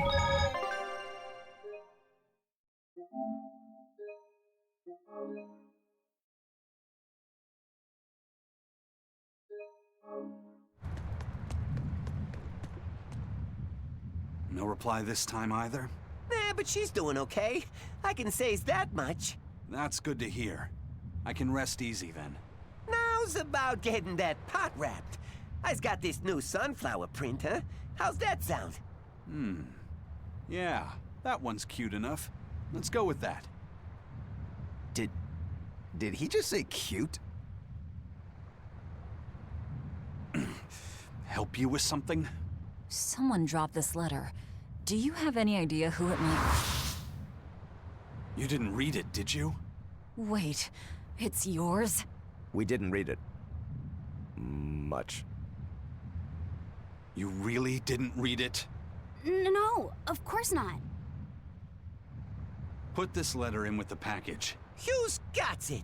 When you ship with the Turtles Express, rest assured your mail is in good hands. If you're done here, we're ready to head out. Our destination is Midgand. Yeah, I'm all set. Was he sending a gift to someone? And with a letter, too.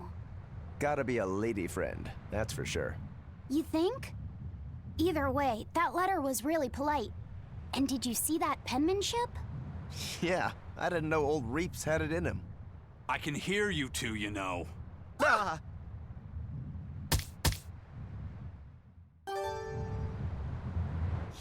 I noticed you've come up with your little name for the kid. You sure are the sentimental type, aren't you? Oh? Calling him Fee doesn't cost me anything. And it's not like I gave it much thought. That may be the case, but no one else has taken even that token effort. And in doing so, I wonder if maybe you were trying to encourage him to be his own being. After all, one requires a name before he can consider his own identity. Having been given a name, he realizes he is his own entity, separate from others, and a certain formless essence comes to life inside him. And you're the one who set that process in motion for the kid. Whether you intended to or not, you changed him from a puppet into a living being. So what's your point? I've been with you since the start of this journey, haven't I? Wouldn't kill you to give me a nickname, would it? I've never really thought of us as being that close. And besides, you just forced your way into the group. Come now! I know you've got a bigger heart than that! Surely you have it in you to give a nickname to a dear friend! We're not dear friends. And even if we were, I'm not good at nicknames anyway. Please, I'm begging you! Okay then. Moggy. Oh, come on, that's so obvious! Can't you put some heart into it for your dear friend? Fine. Lou. Do I look like an old man to you? You're not even trying! Okay then. Witchy McWitcherton. Interesting. Well, if I had to rank it against 1,000 other nicknames, I'd probably put it at number 1011. A nickname needs to have charm. It needs to leave a lasting impression. Sure then. Hattie. Now you're just saying what you see! Book skirt. That's not any better either! Ms. Creepy Eyes. That's just an insult! Look, no nicknames based on what you see, and especially no slandering! Lil Miss Witch who smiles around you but stabs you in the back when you're not looking. Hey, that's personal information! Look, I told you. I'm not good at coming up with nicknames. Forget it! I should have known this wouldn't work! Aizen, what happened to those octopuses? Dial and Kurogane took them to the kitchen. They said they were going to make dinner for Kamoana. They're going to feed demons to her? A Therian needs malevolence to survive. That's why they carried them off alive. What do they plan on making? Octopus ink pasta with takoyaki and fried octopus on the side, and Hellavisian octopus carpaccio. Do they have a takoyaki pan here at the prison? Kurogane hammered one out with some iron, along with a large pot for the pasta. Still looking like that? Takoyaki would hit the spot right about now, though. Octopus ink pasta, huh? Like squids, octopuses release ink as a defensive mechanism, but theirs is made of different stuff and is used in other ways. Squid ink is stickier and acts like a decoy, but octopus ink spreads out like a cloud of smoke. But squid ink has 30 times the savory flavor, so octopus ink isn't used in pasta all that often. Luffy told me the same thing. He said that's why octopus ink pasta isn't very good. Luffy said that? Yeah, so I ended up not making it for him. But I wonder... I guess it doesn't matter, since I can't taste it now. I'll taste it for you then. So make me some octopus ink pasta sometime, all right? All right. And I'll be sure to make some that doesn't come from demons. Hey, who did Aizen send that letter and cooking pot to anyway? I don't want to think about it. That walloping still stings. You've got to be curious though, right? Maybe. It was serious stuff. Whoever it is must be important to him. A lover, maybe. Aizen's lover. A child wouldn't be happy with that cooking pot, and a man wouldn't want it wrapped up so pretty. A young woman with Aizen's tastes, then. He'd be bound to fall for a miraculous match like that, right? I don't know. I bet she's that girl with the yellow umbrella. You really have a thing for her, don't you? I do not. That's not what I mean. Then pray tell, what do you mean? Huh? Eavesdropping, Eleanor? How unseemingly rude of you. Besides, Luffy said is free to like whomever he chooses. You're one to talk about eavesdropping, Moggy Lou. Anyway, it's just that the sunflower design on the wrapping reminded me of her. Now that you mention it, but does it really matter? He has someone to write to in any case. True. I can't help but feel a bit envious. What a nice way of summing it up, Velvet. So you were eavesdropping too, then? Say, what do you think about Aizen? Oh, so that's the kind of guy you're into, hmm? Huh. Not what I'd expect, but... No! I just feel there's something different about him. The way he picks presents, the objects that catch his eye. Oh, is that all? Boring. No kidding. All men have some kind of particular interest, big or small. I suppose that's true, but he seems a bit, shall we say, overly obsessive?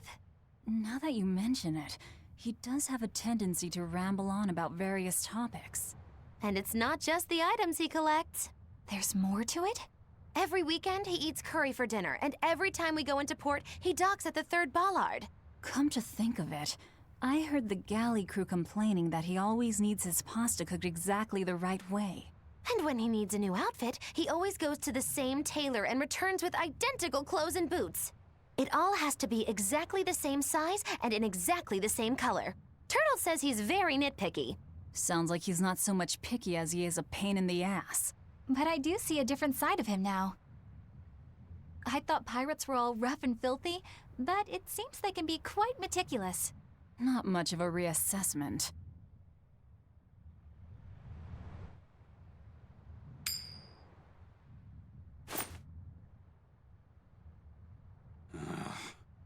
It must not feel great only ever getting tails, I bet.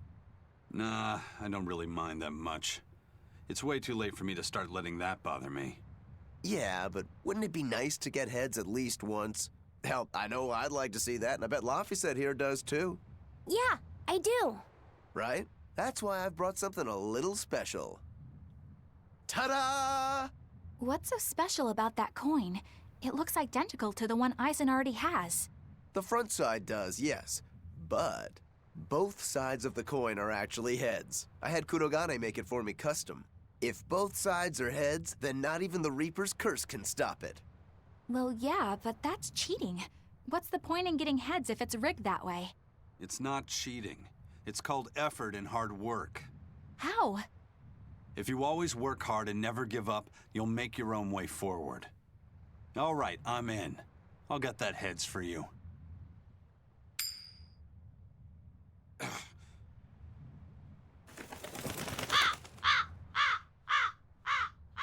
What? That crow just flew off with the coin! Those birds are attracted to shiny objects, I suppose. Damn it! I can't even win against a crow. Don't sweat it. I figured something like this might happen, so I had a backup ready. Go on, give it a shot. You'll show that curse who's boss this time. All right, here goes.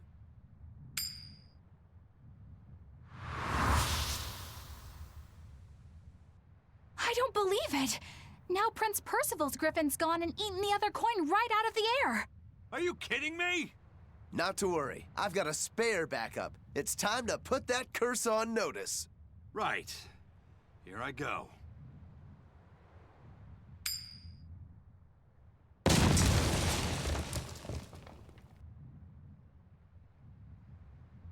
You gotta be kidding me. Reaper's curse or not, does it really have to go this far over a damn coin? It's fine, really. I had a feeling it'd turn out like this.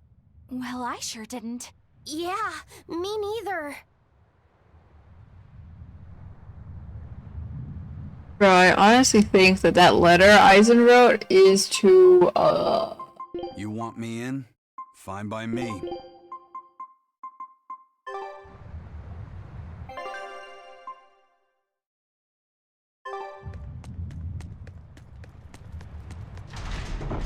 Yikes.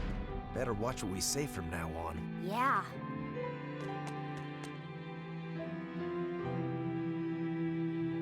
We'll find Arthurian this time. Luffy. Sorry, Fee. There's one thing I know, it's how to wrap a gift. I'll have to give Aizen some advice later. Oh my god. Moana. Hey, Velvet, how about a game of I Spy? I Spy with my little eye, something beginning with B. Can't see a thing. You're no fun at all.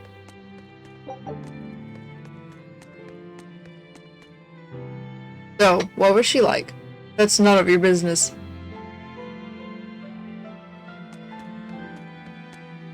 Kyle, do you know when my mom will come and see me? That's a tough question for a lizard to answer. Ah! Never coming back.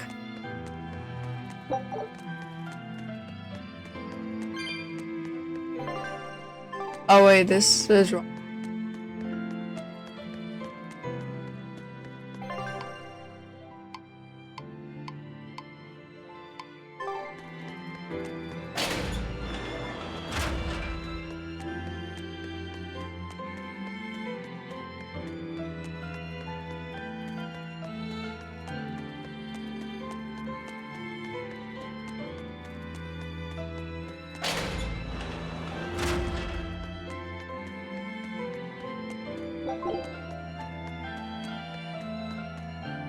We got some fine sugar and wheat. Let's do something nice for once and bake Moana something tasty. There's a fine idea. I'll lend a hand. We can make enough for everyone.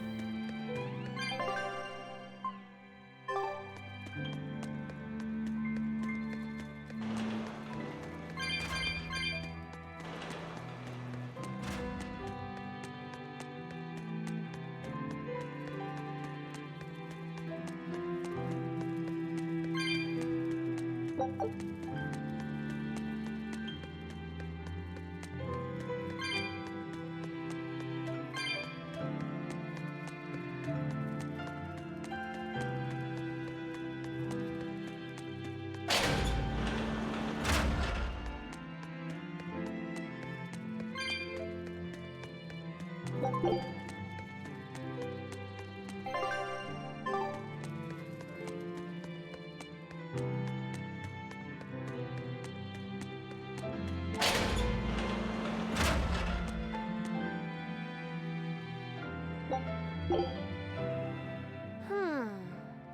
you ever figure out if that bug was a stag or a rhinoceros beetle?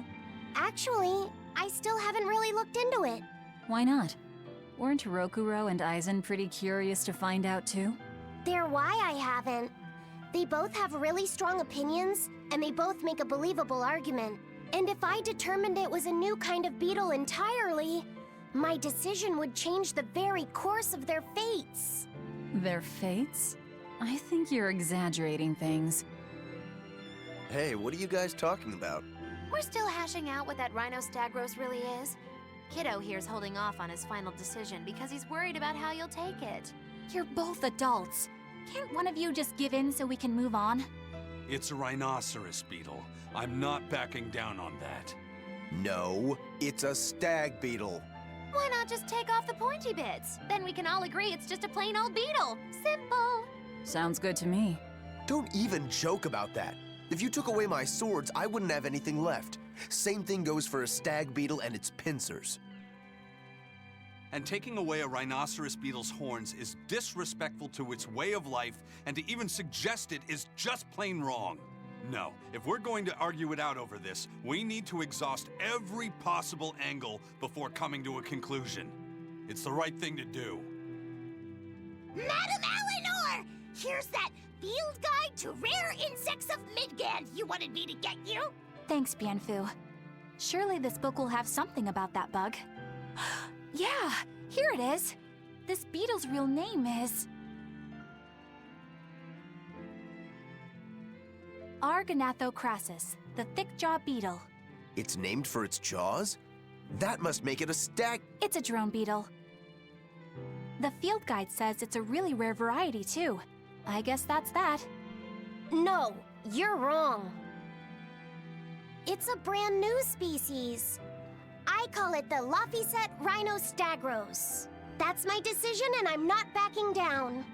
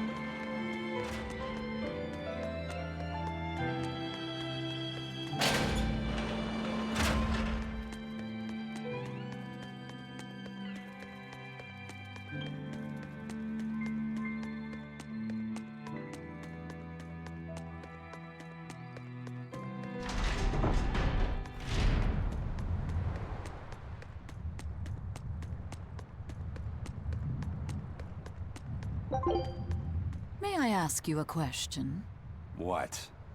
You're an Earth Moloch, yes? Why live on the sea when your kind sinks in water? I live on the sea because I'm an Earth Moloch. I'd be curious to hear more. Ifrid used to go on about how we should accept what we were born with. But one time he joked about the idea of a pirate who couldn't swim, and he laughed and laughed. I wanted to clobber him right then and there, but it wouldn't have changed the fact that I can't swim. I didn't want some predestined elemental affinity to control who I was. Instead, I underwent tough training to overcome it. Well, I guess that's one way to approach it. Did this training of yours bear any fruit? Well, as soon as I stepped into a river, a big flood brought down a landslide from the mountains and swallowed me up. Then, when I tried going into a lake, the seaweed suddenly multiplied and tangled around my body, nearly drowning me. And then finally, when I tried jumping into the ocean, a huge whirlpool formed with me at its very center. Huh. The Reaper's curse at play? As far as I'm concerned, my Earth affinity and my Reaper's curse aren't much different, in that they've both shackled me since I came into being. This is about pushing and challenging the constraints I was born with. So, did you eventually learn how to swim? Pretty much, yeah. As long as I never let go of my portable life preserver. Oh, huh.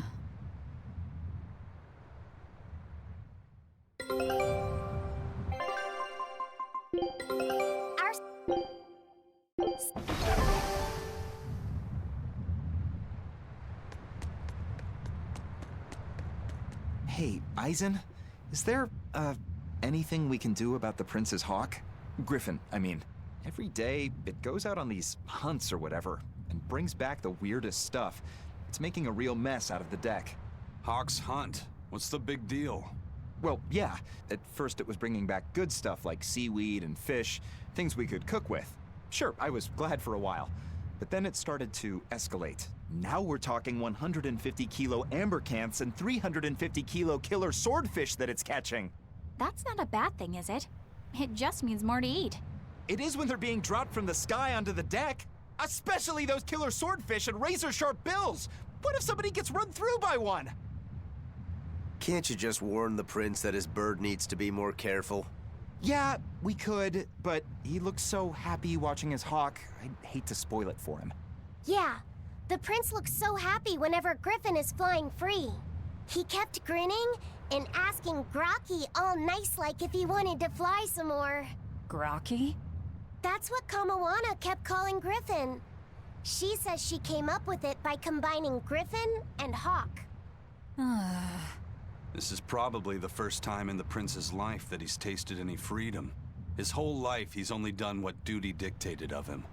Letting Griffin fly was his first free act. To the prince, Grocky's an extension of who he is. So what are we going to do? Nothing, really. It's not like it really hurt anybody. But it's punctured some major holes on the deck! I'm sure even the prince knows when to rein it in. Let him have a little fun. He deserves it. I don't know about all that. I'd say the prince is letting his newfound freedom get the better of him. Hey, I was just up on deck and it looks like Griffin's caught an elephant tuna this time. An elephant tuna? That's the really big tuna that can swallow a killer whale whole, right? That almost sounds like a demon to me. Yep, huge fish, gills like elephant ears. I saw it myself. From the looks of it, I wouldn't be surprised if it was a demon. It's crazy valuable. On a good day, it can fetch 20 million gold on the market.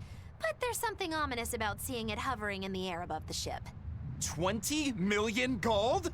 I take back everything I said. The prince and Griffin can do whatever they want. Did she say above the ship? Oh, hell. Benwick, we need to stop Prince Percival. Aye, aye, sir. Hey!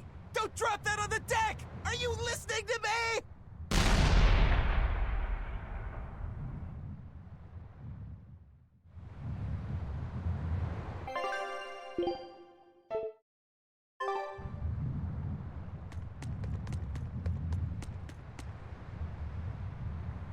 The skipper's letter is a forbidden subject among the crew. Best to leave it alone. And with that warning out of the way, we're ready to set sail.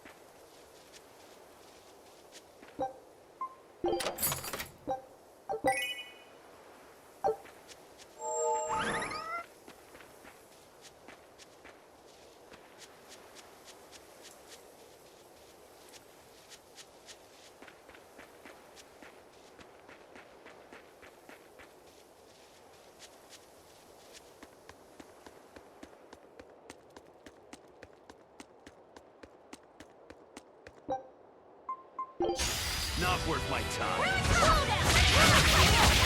No mercy! Won't that one Eat it!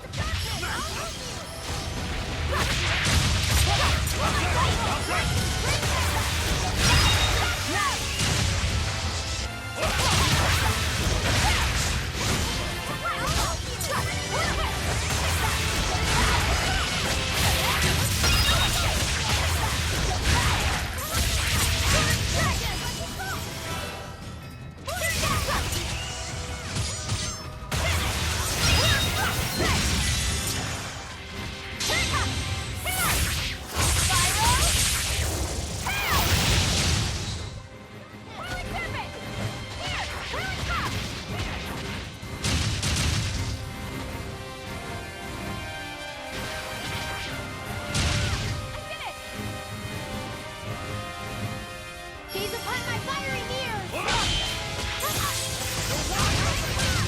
Reaper's power. Let's go! How's that? Eat it!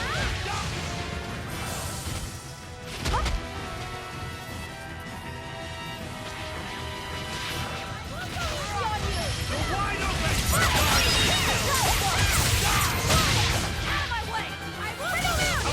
You're wide open! Who wants some next?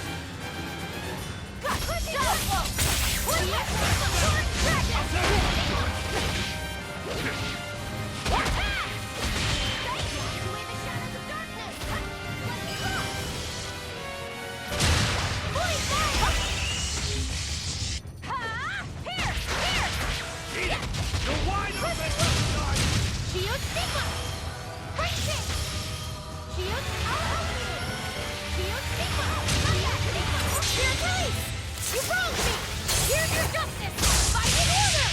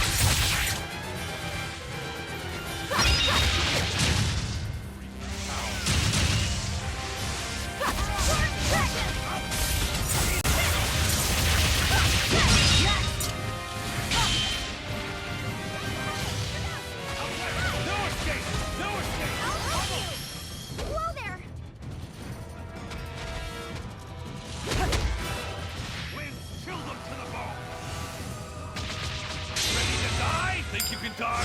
Just try! Perfect mayhem!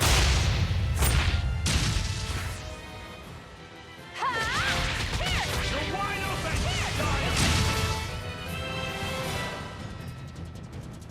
Blade, pierce through! Maelstrom! Here! Shake the heavy! All right! Yes!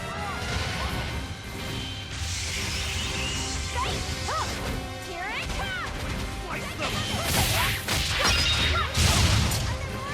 You're wide open! Are you hurt? Can you stand? Yeah.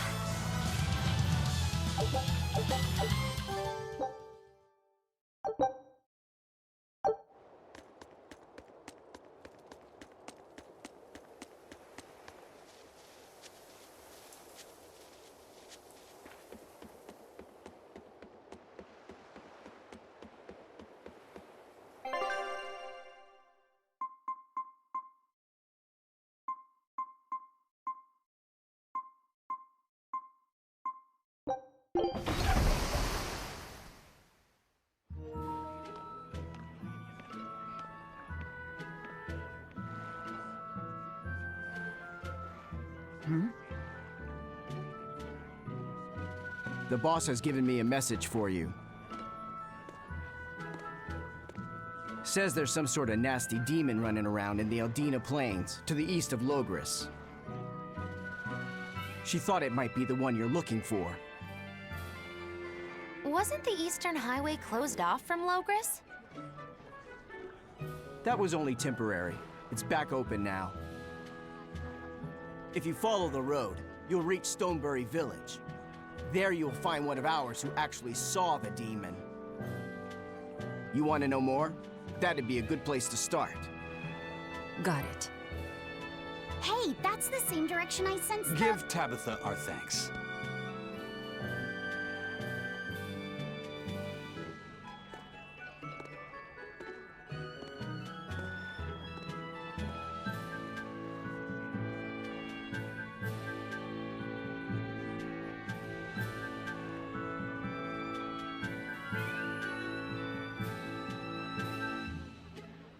It's looking more and more like we're on the right track.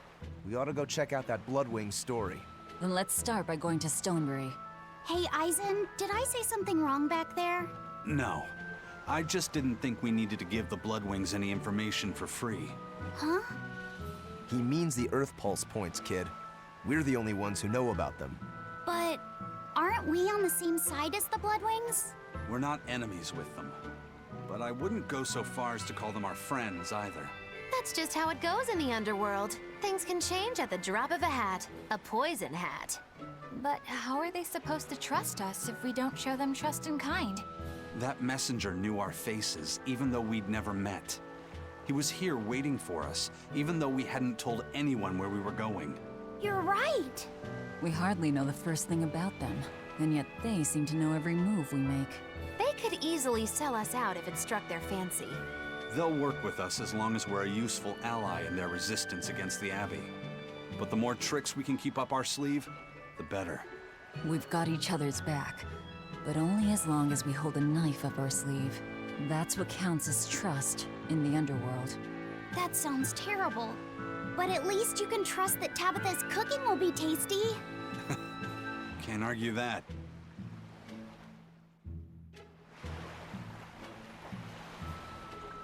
This is everyone's first time to Stonebury, right? Why was it blocked off? Demons? No, there was a great tornado on the Eldina Plains that swallowed up a whole merchant caravan. Hundreds gone in an instant.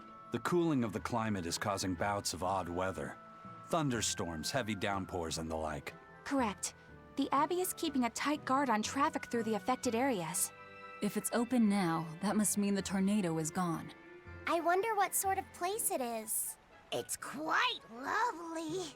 In the vast forest to the east, you can find gemstones, and it's teeming with rare plants and insects. The locals trade only as much meat and hides as they need, and they live peaceful, quiet lives. You sure know a lot about this place. It's where the Norman he first fell in love with grew up. Yeah! Please don't embarrass me. Though we are apart from each other now, our hearts are still as one. Immediately after you and I made our pact and set off, she fell in love with some macho Norman and moved away. What? Why haven't I heard about this? How long have you known?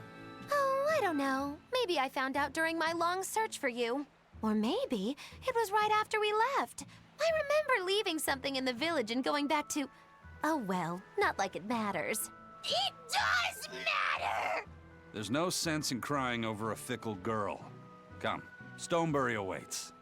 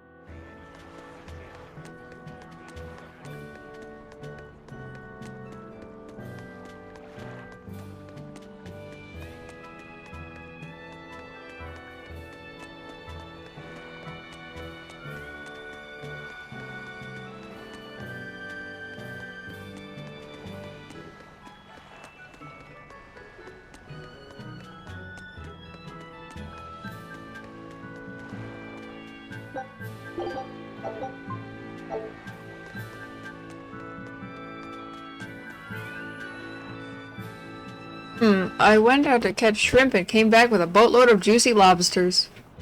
I'm not sure if you're a genius or just lucky.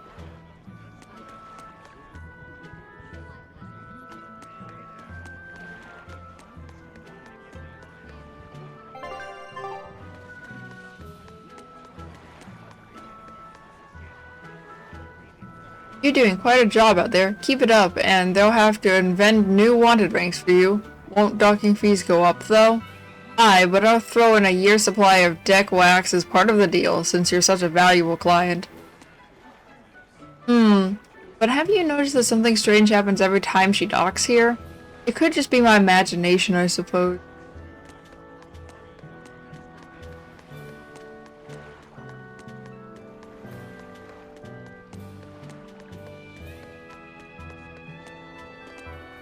Let's play Exorcists. I'm Lord Artorias.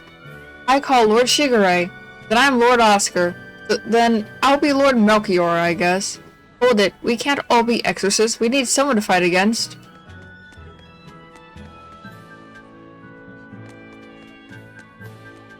The Eastern Plain is finally open for travel. I hear that the people of Stoneberry are alive and well. My husband and I can breathe a sigh of relief.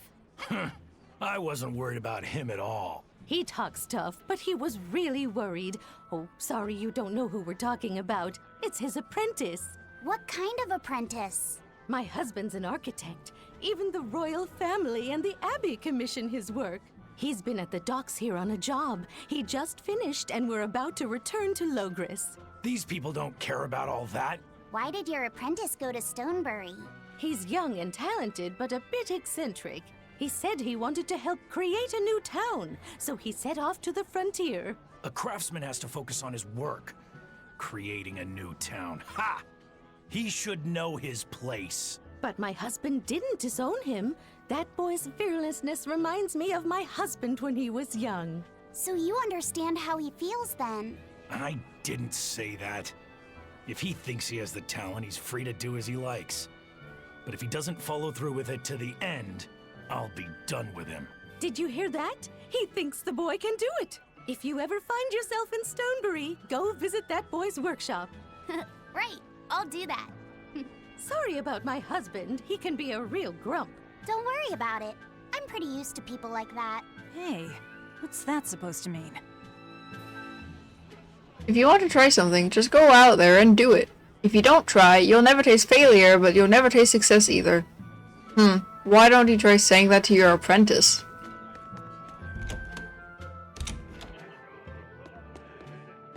I'm so happy things have been peaceful around the capital. I can come to the harbor to shop without fear.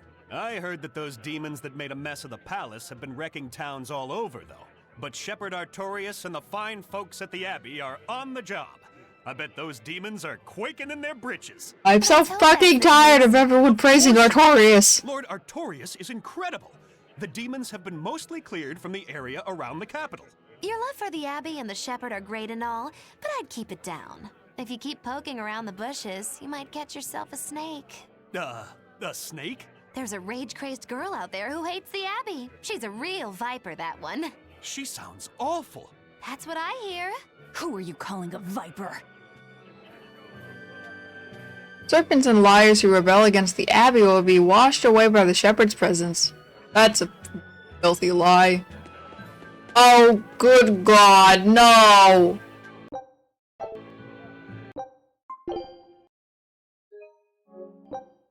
Aye, so I'm never gonna, progress the game again.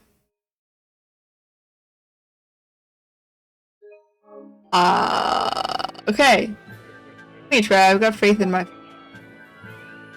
Wait, what is Mug Match? Mug Match is a slot machine-like game where you match the expressions of the 4 Mugmen members? Uh-huh. The faces of 3 of the 4 men will change constantly. Press cross and their faces match the face on the far left. Oh no. If you match all 3 faces within 5 tries, you'll be awarded TL coins based on the difficulty level. The differences in their expressions are made be easy to find, like their eyes and mouths. There is no time limit, so take your time and watch carefully for the most easily recognizable difference. Oh, you think I've like pay attention?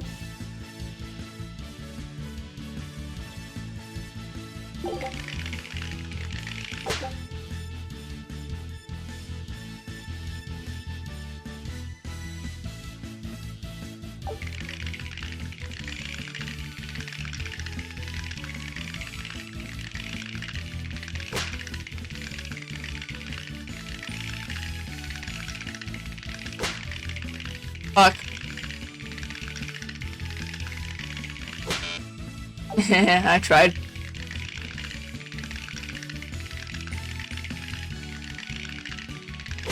God, no.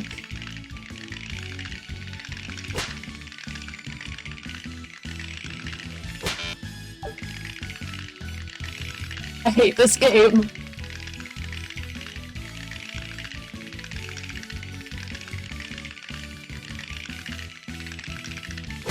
No.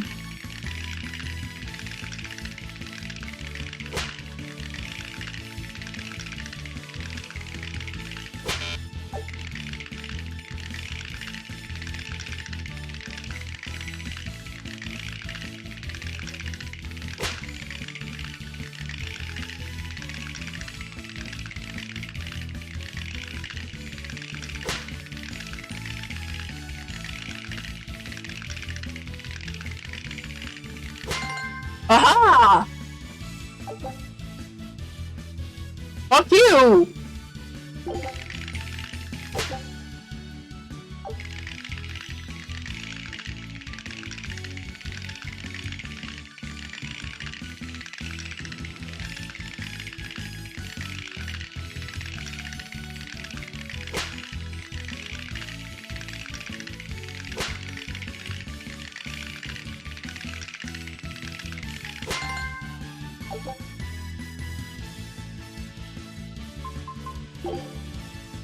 Run here. I'm not feeling better now. I fucking hate this game.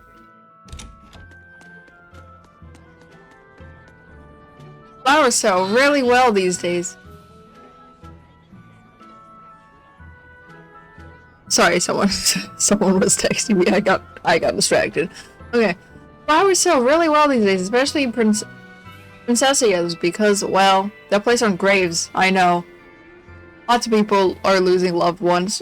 Right. I only hope that some nice flowers can help soothe the spirits of the lost as well as the brave. Oh. What the fuck?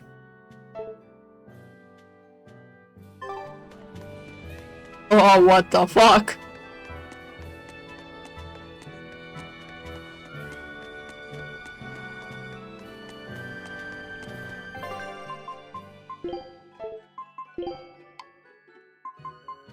Oh, not life bottle. Holy bottle. Yeah. Away I go. Yeah, away I go.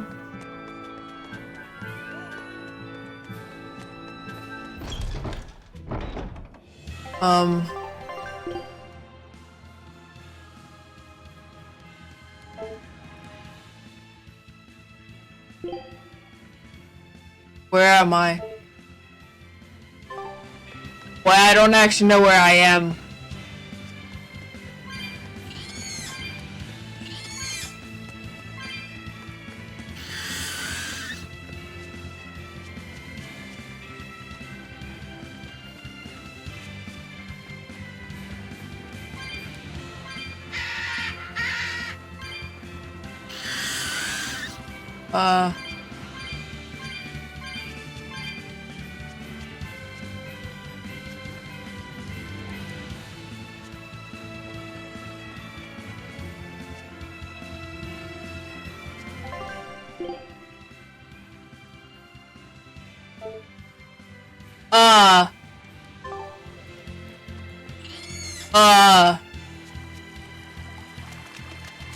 What?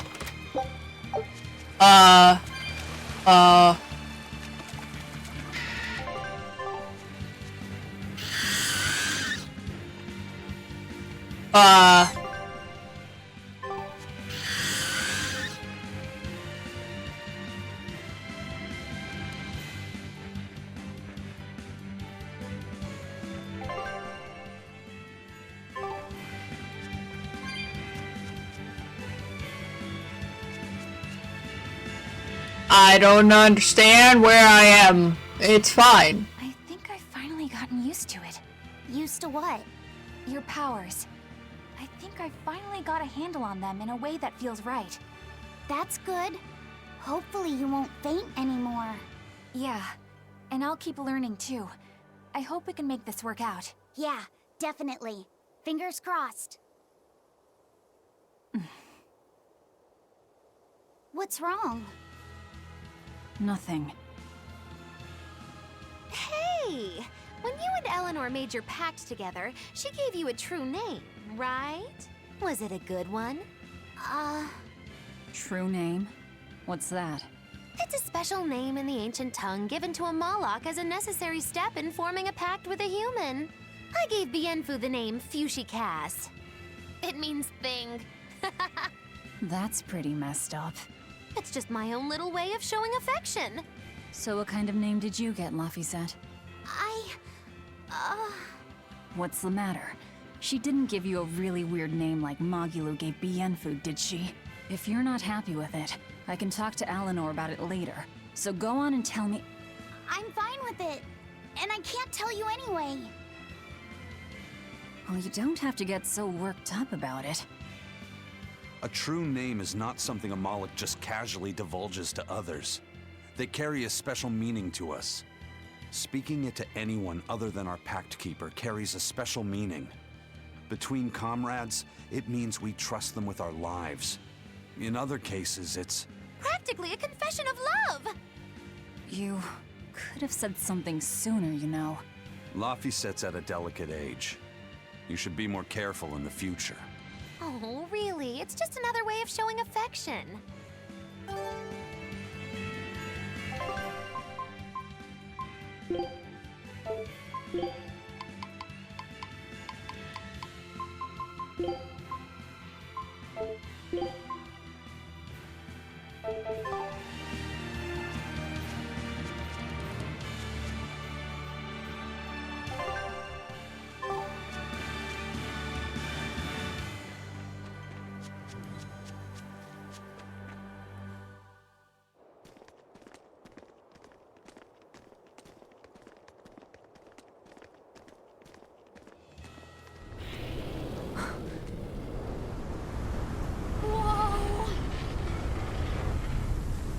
Dragon.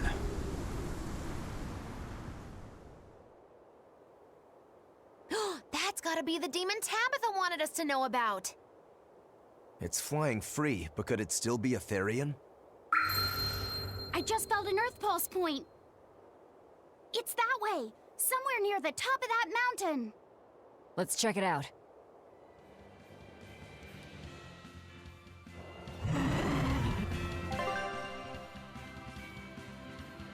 Oh fuck. I still don't know where I am. Oh. Oh god. Oh, I wanna go home. I wanna leave. I wanna leave. What? Oh my god, hi. Hi. You're fast. Drugs. Hi. An enemy.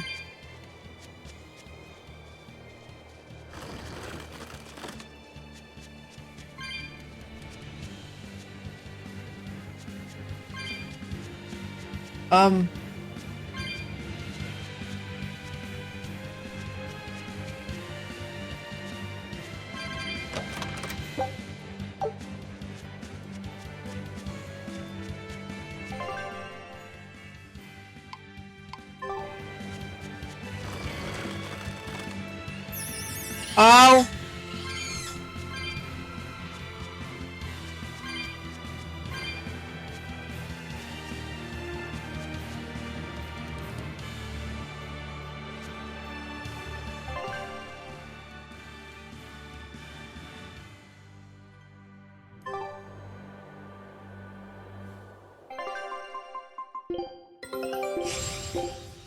Scout.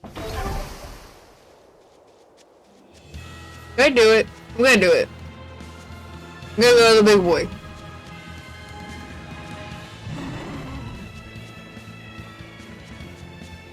I actually probably shouldn't go here yet.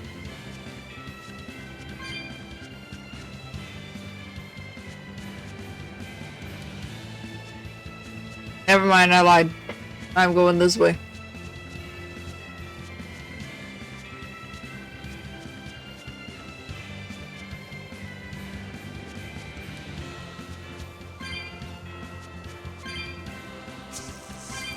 Oh, Jesus. Oh, Jesus. Oh, Jesus, please leave me alone.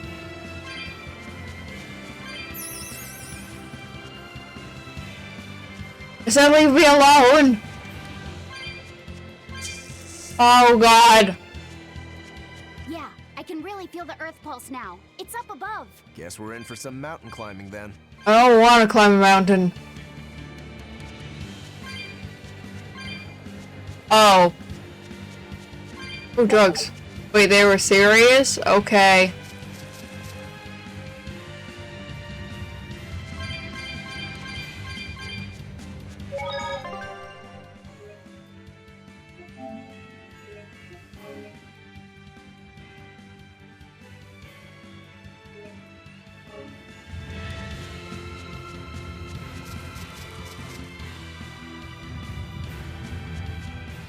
I have a feeling I don't want to find out who the dragon is.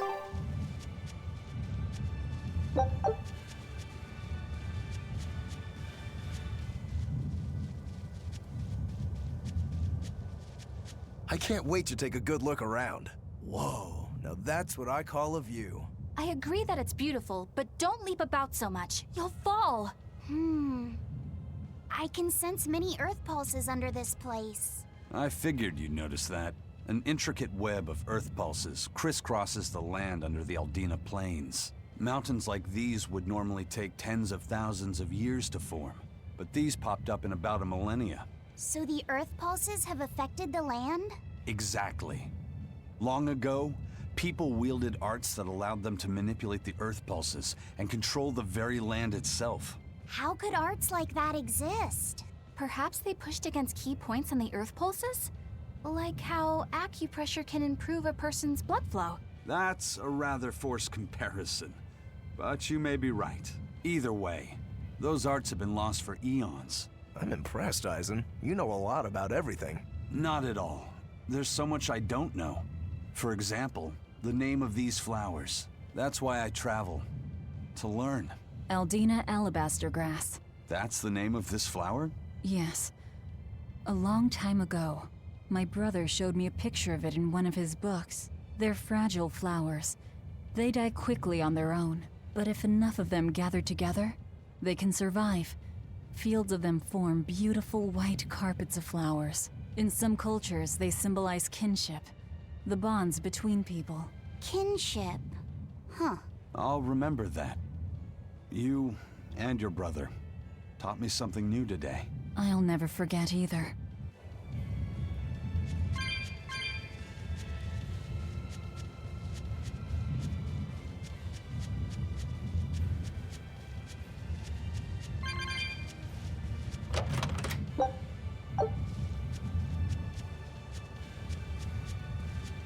Here!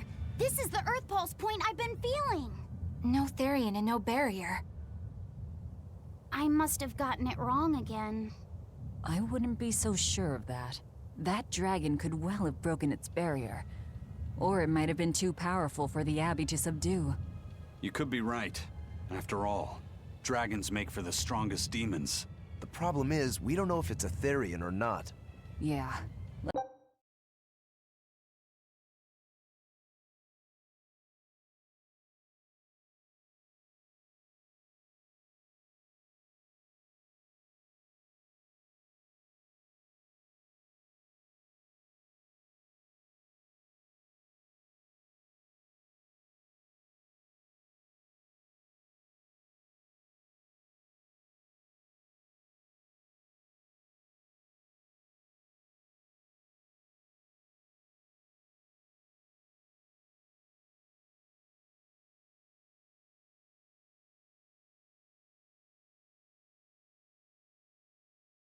Let's stick with the plan and head to Stonebury to gather more information. Am I the only one here who thinks the real problem is how we're supposed to fight a frickin' dragon? I wondered that same question, Asteria. Don't worry about it.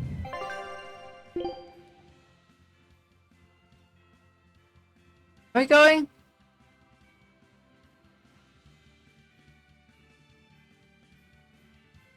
But where the f- Oh.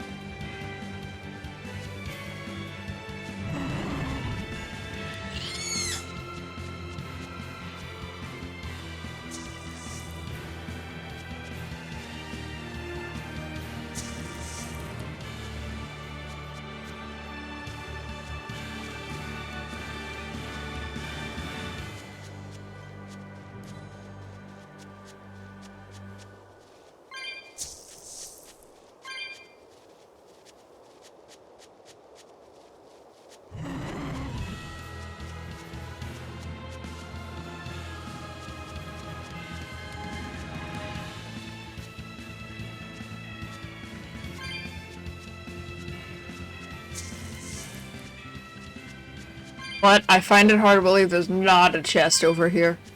Oh, there is! I knew it.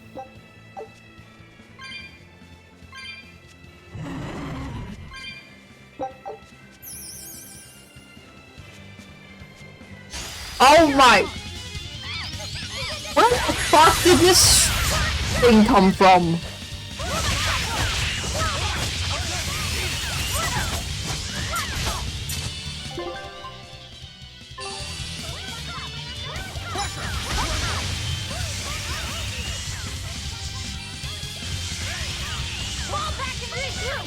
I don't feel like fighting it.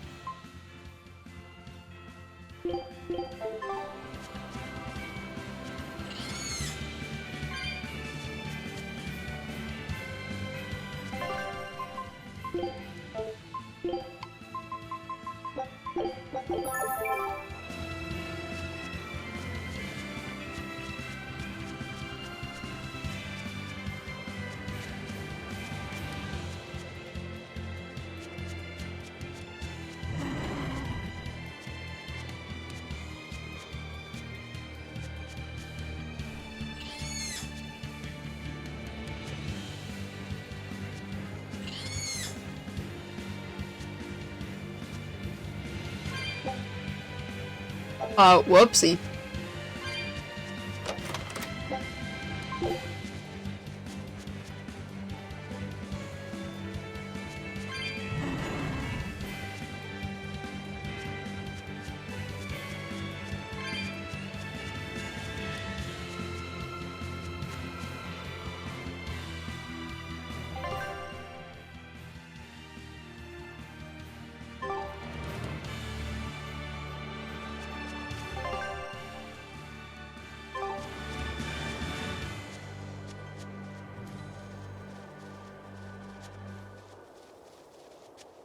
I don't feel like fighting the insignificant enemy, I say, as I literally go to the big one.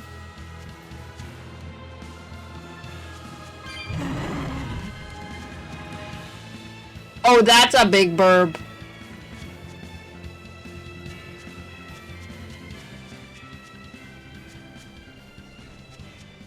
Why is the music getting quieter?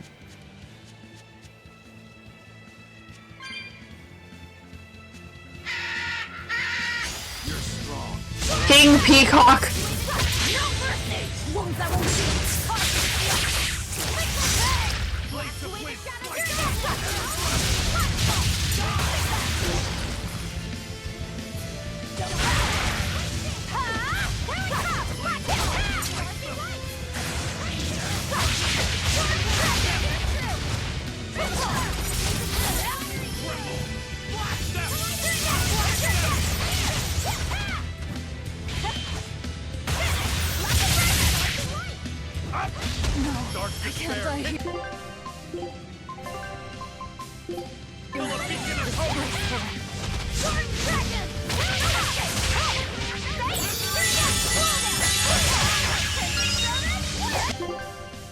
may not have forgotten that Aizen has resurrection.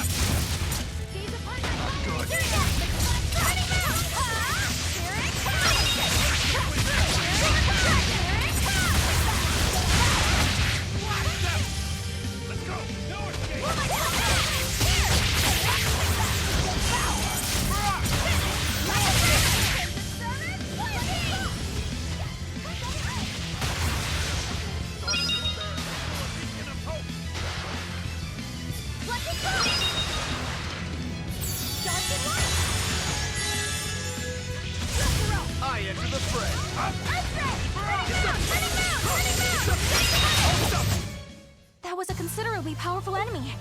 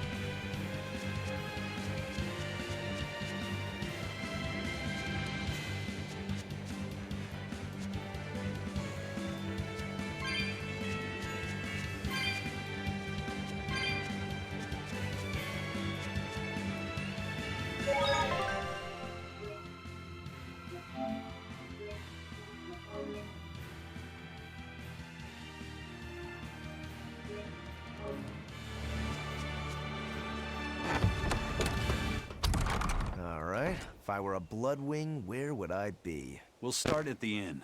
It only makes sense. Yay! I found so many blueberries! What are you gonna do with all those? Make jam? I'm going to feed them to my chickens. That way they'll lay eggs with purple yolks. What? You know that won't work, right? It sure will. The color of yolks change depending on what a hen eats. My grandma taught me that. Actually, we always feed our chickens corn. Is that why their yolks are yellow? What are you gonna do with purple eggs anyway? Tourists are coming from the capital again, right? I bet they've never seen purple eggs, so I figure I could sell them for a lot. Maybe I can even make our village famous! You've thought this out. But will they really sell? You know what they'd make, right? Purple fried eggs, purple omelets, purple egg fried rice. Hey, would you want to eat a purple omelet? Strange things sell, right? You don't have to be so mean just 'cause you can't think of a better idea. Oh, sorry. Here, let me help you. Fine. Go catch a whole barrel full of jewel beetles. If we feed them to my chickens, we'll get eggs with yolks like shining jewels. I really wouldn't want to be your chickens, but... okay. What a carefree village. But you know, this is what really makes humanity amazing to me. Attempting the impossible. Reaching for the stars, just as a matter of course. Aye. Though we may stumble countless times on our way, we can achieve anything we put our minds to. Attempting the impossible, huh? That's all well and good, but there are some lines that should never be crossed. Purple eggs. Ugh. One day, everyone in the world will be talking about jewel purple eggs from Stoneberry. Stay healthy, my precious flock. Don't step on the crops. Too late. Hey, I told you not to step on the crops. How many times do I have to tell you to stay off the crops? My bad. Raspberries, strawberries, blueberries, they all grow in abundance around Stoneberry. We even have a fairy tale about it. One day the ground was covered with so many fallen berries, they all became stones. Stoneberries. Is that how the town got its name? The spelling has changed some, but yes. Berries are an important part of this village. We harvest local berries to make jams, pastries, gels, and all sorts of sweets. Berry-flavored gels! I've never had one. We've exported our jam and fruit for a while now, but our raspberry gels are still being perfected. Aw, rats. Are the vegetables growing in that field special too? I don't think I've ever seen anything like them before. You've got sharp eyes. But that's right. They're a rare species of wild potato.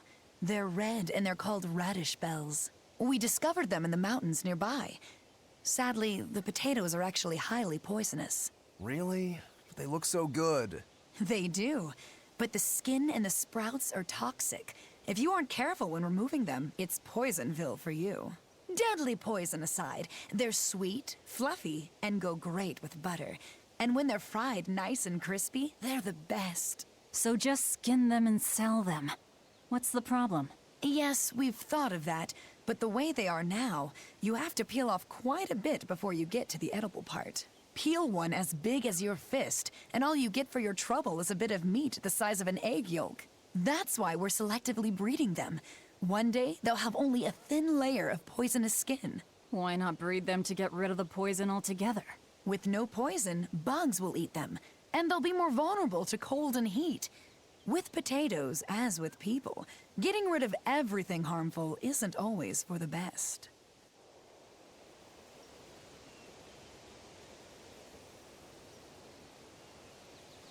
Demons are frightening, but we can't let that fear control our lives. Building something new is a real challenge, and that makes each day feel fresh and worthwhile.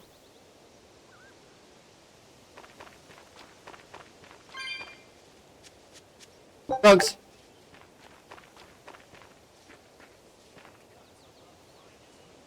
Welcome to the pioneer settlement of Stoneberry. It must have been quite a journey. It looks like you came across the Aldina Plains. Where in sore in need of adventurous spirits like you.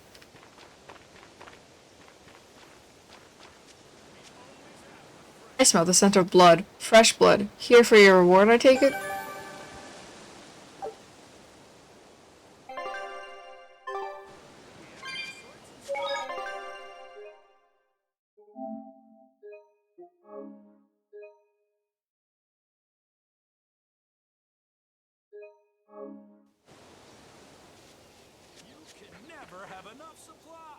Stoneberry hasn't had much luck growing just yet, but this pioneer town has a lot of potential. Trees grow well here, and the lumber is of great quality. Oh, we're also close to the quarries, so stone isn't a problem. As long as the demons are contained, this country will rebuild. The need for stone and lumber will soar. Best of all, this area is quiet, has beautiful lakes, and is a perfect place for a craftsman like me to work. And why settle for anything less? I do feel that you might be a bit short-handed here. It's hard to build without manpower. You're right. We need something to attract new settlers. Maybe some sort of specialty item? Is there any fruit or vegetable that can only be found around here? There is a type of potato called the radish bell that we grow, but it's got a few, quirks. If you want to attract people, you should just ring a bell. Come to Stoneberry, where the money grows on trees. A bell tower, huh? That might actually work. We can even use local stones for the bell. The Stoneberry Stone Belfry. It won't work. Huh? Try hitting a rock. Doesn't ring. Ah, how could I have missed that? I'm still such a novice. My master taught me better than this. Think before you build. That's what he always said. I need to do better and not sully his name. I have a lot of respect for my master. He's strict and blunt with his advice, but he's got a very kind heart. My dream is to start my own business in the village and earn his acceptance.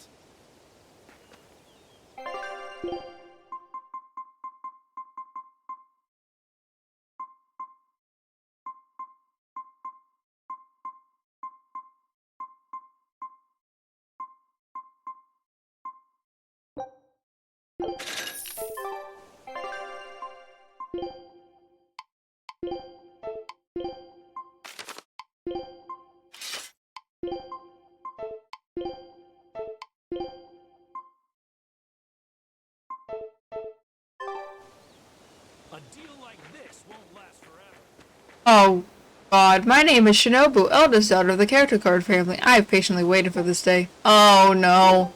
I'm never leaving this. Don't mind me. I'll be here for the next 5 hours. This fucking game I don't understand still. It's fine. It's fine.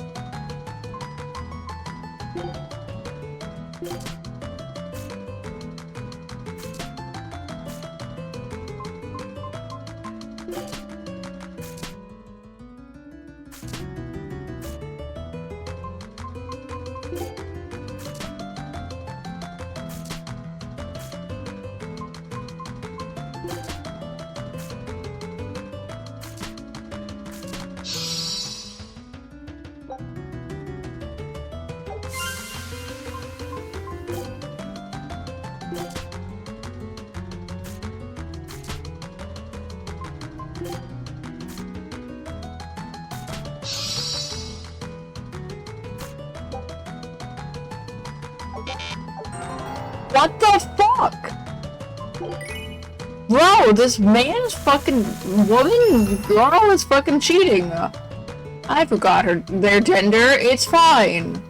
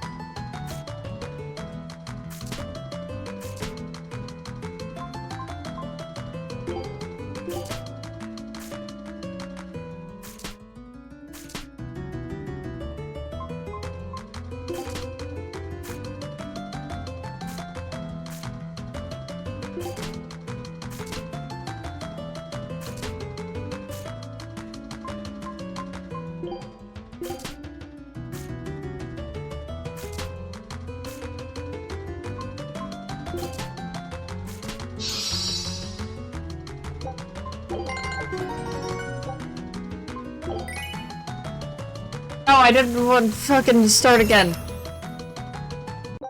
I'm leaving. Wait, hold on. Scout ships. Whoop. Oh wait, no, that's good. Okay. I'm never gonna leave, but it's fine.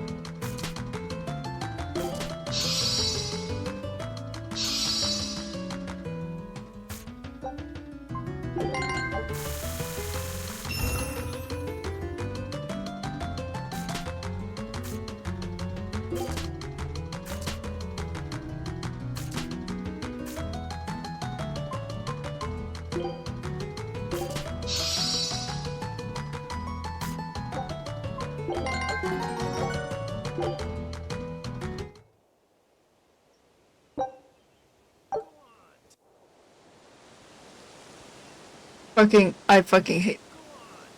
Okay. I was on my way home from a trip to Logres, crossing the Aldina Plains, when I saw it. Rain was pouring as if from buckets, and the wind was so strong I could hardly stay on my feet. From the vast darkness of the sky, a monster of tremendous size descended, like the essence of the storm itself. A huge flying demon? At that moment, a group of exorcists leapt out from their hiding spots and began to battle the demon beast. But it met their swords with its fearsome horns, and a swipe of its tail threw the noble exorcist's back. Horns? And a tail? Where did the demon go? I couldn't tell you. I was so frightened, I ran away and never looked back. I hope the Abbey can get rid of it, but the beast took out 3 exorcists with a single blow. Come to think of it, another person was there too. He faced the demon and told it to stop. Zavid. If you're going to the Aldina Plains, you'd better be careful. Speaking of dragons, there was an old dragon called Tintagel a long time ago. They aren't around anymore, but what were they thinking when they decided to venerate such creatures?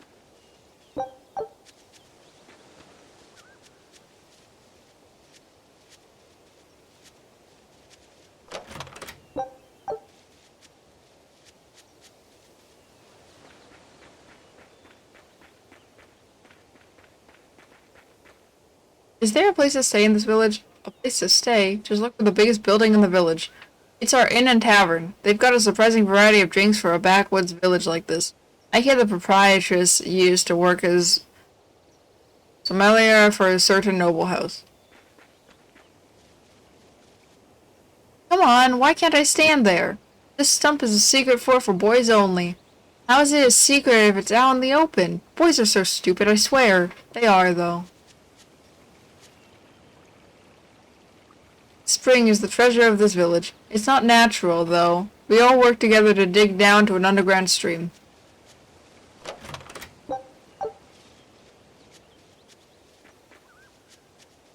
The old man is a bit of a character. Though I guess everyone here is a little odd for trying to start a new village in times like these. The water around here is ideal for producing wine and spirits. I've been thinking about fermenting something new. What will you make? This region's specialty is berries, so a berry wine?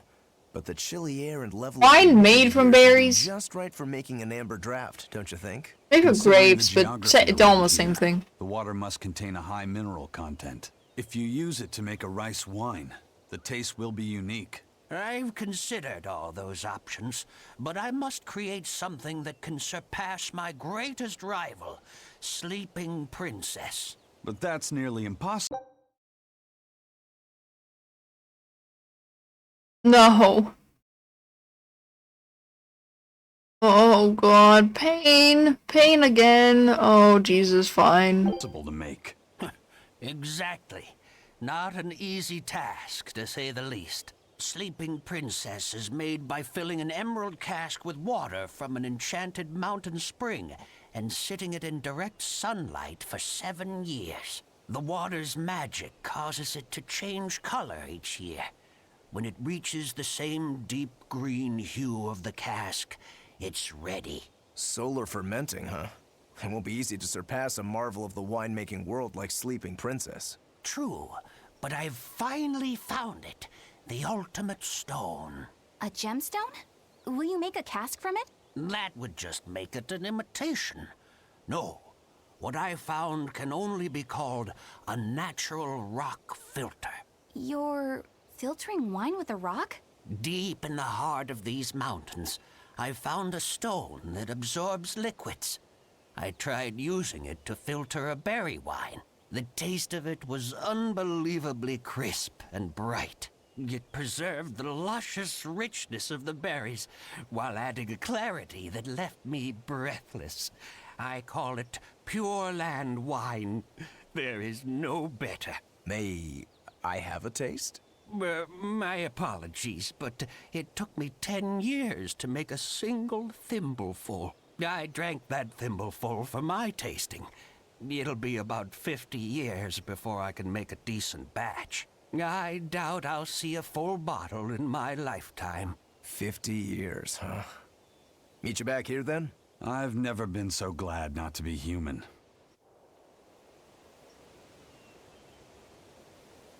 A 50-year dream, a moment of glory, a cup of spirits. I wish you a long and fruitful life. Maybe one day my grandkids will pour out a drink for you in my place, eh?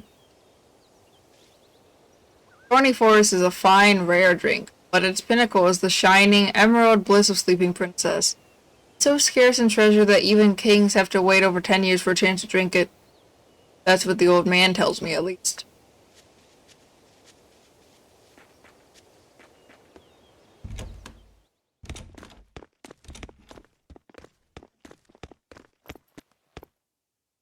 Savid.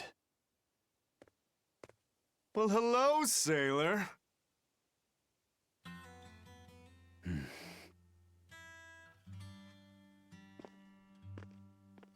Are you waiting for someone? Nope. Just saying a prayer for someone. Someone? Let's go. Clearly there aren't any Bloodwings here. You're just going to leave? I'm right here. Everybody has times they need to be alone.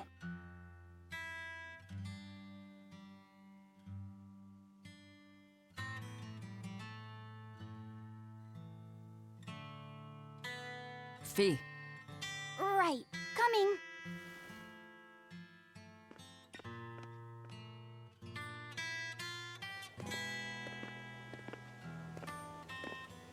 What do you think he was praying about? Well, for one thing, he was drinking a bottle of Thorny Forest. Oh my. The drink you share with your special someone when you're going to be married for life! How romantic! But getting your hands on that stuff is no small feat. I can only hope I'll get a chance to taste it someday. That must have had an important meaning for Savid. That's why you left him alone. Don't read too much into it. You're Velvet, right? Ah, you must be the one who's seen the demon we're after. We saw a big snake-looking dragon fly over on the way here. Is that what you saw too? Yes, that's the one. It nests at the top of the mountain in Aldina Plains. We went to look ourselves. No dragon. It only returns to its nest on rainy days. Rainy days, you say?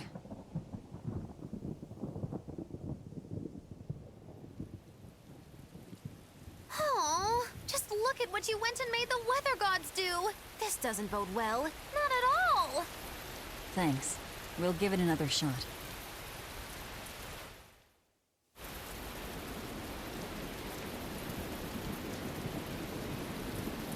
Oh, Jesus, it's raining. It's raining. Shouldn't you find shelter? Yeah, it rains a lot here in Stonebury. It's a seasonal thing. It's good for the crops, though, and it reminds us that we have to do whatever we can to do each day. If you stop working because of a bit of rain, you'll never get a new town built. Do what you can each day. Exactly. We only have a limited time in which we live. Try not to leave any regrets behind, kid. Why is this rain so fucking loud? Watch it, you're walking all over my field. Sorry. Get the hell out of my field. If you keep messing with my field, I'm gonna turn you into fertilizer. Oh, I'd love to see you try, sir. The dragon's nest is in the mountains above the Aldina Plains. The scaly beast only returns there on rainy days. In fact, the dragon might even be the source of the storms. Thanks for the information. In any case, that means that if we go there now, chances are it'll be home. Do what you can each day. For tomorrow. Oh god, this village is a life lesson. Thorny Forest is a fine, rare drink, but its pinnacle is the shining emerald bliss of the sleep. It's so scarce and treasure that even kings have to wait over 10 years for a chance to drink it. I hope to taste it even once in my life. Did you see the village stump? It's something else, right? It took a year to chop down, but it gave us 10 years worth of firewood. Out past the village is an old forest full of trees like that. We call it Volgren Forest after my dad, the first man to set an accent to it. What? I missed this? Oh, I can't. Add.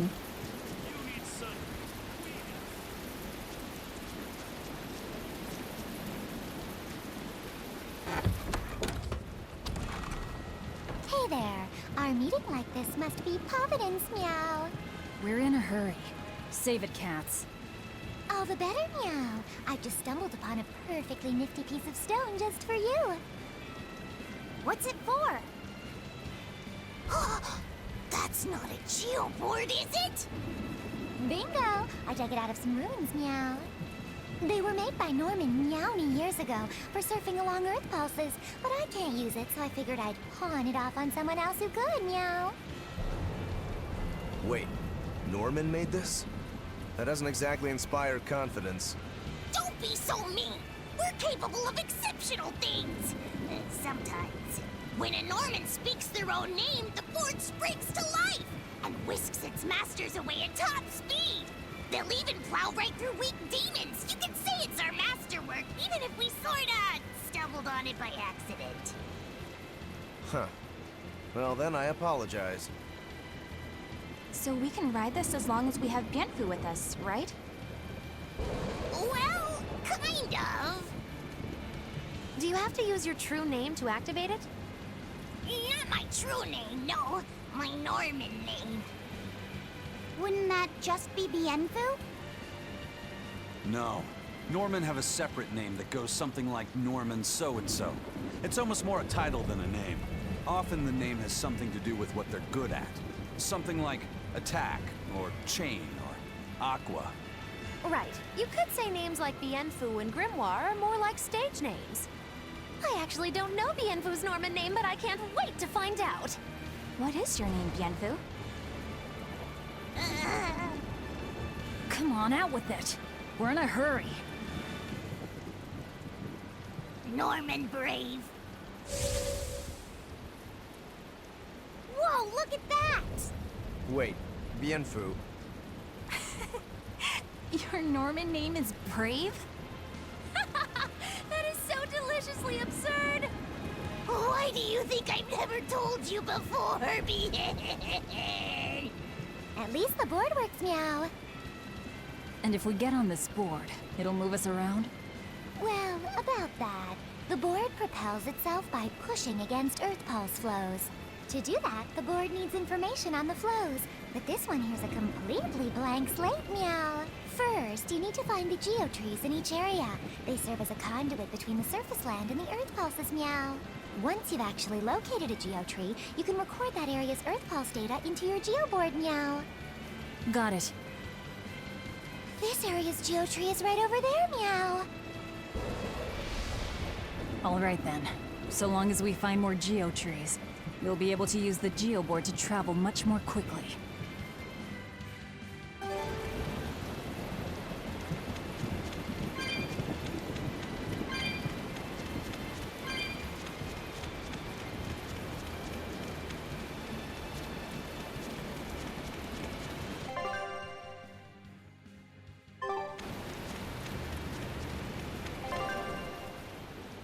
Ride a geoboard by holding R2. Geoboards allow you to move faster than usual, as well as travel on previously inaccessible paths.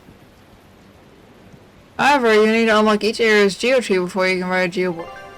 While riding a geoboard, you can defeat enemies under a certain level without starting an encounter just by touching them. However, you will not be rewarded with EXP or gold by doing so. Wait. You can start encounters while on a geoboard by using a dark bottle.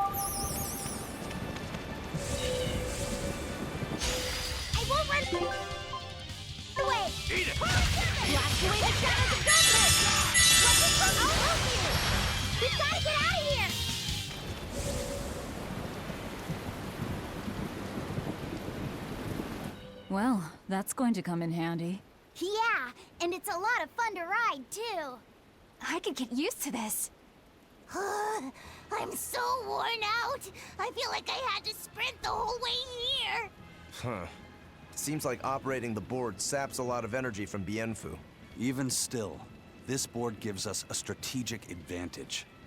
Brave here will just have to bear a little exertion now and then. Yeah, Brave. Buck up. I believe in you. Be brave. Ah! Stop calling me that!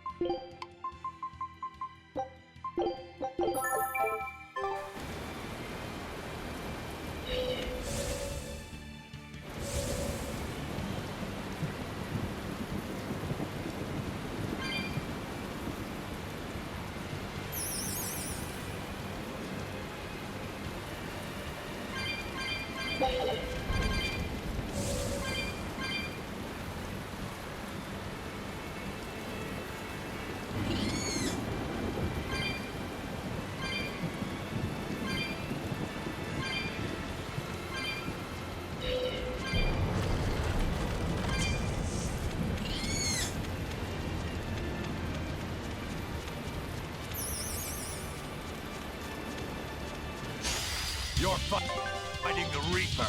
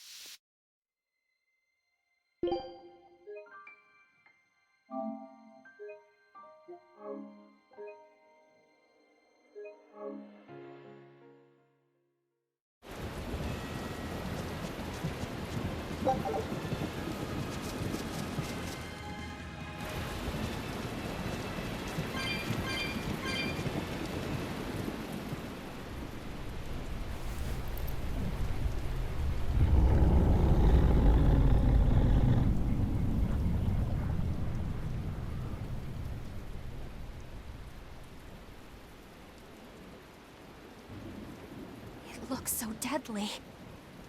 And just check out how much malevolence it's putting out.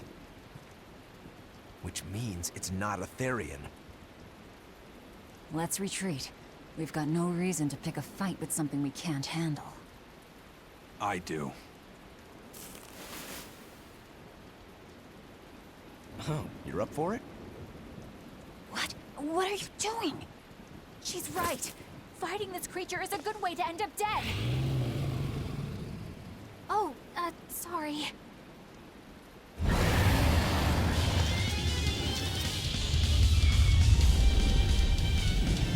Well, no turning back now.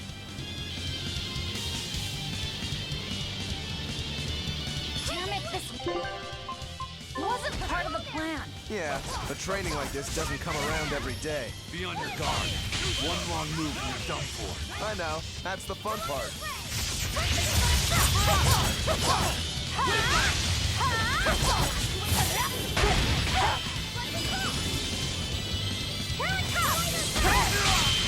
Here it is! You broke me! Here's your justice! Fighting order! I'll help you! Here's your No escape! Let's slow down! Hey! No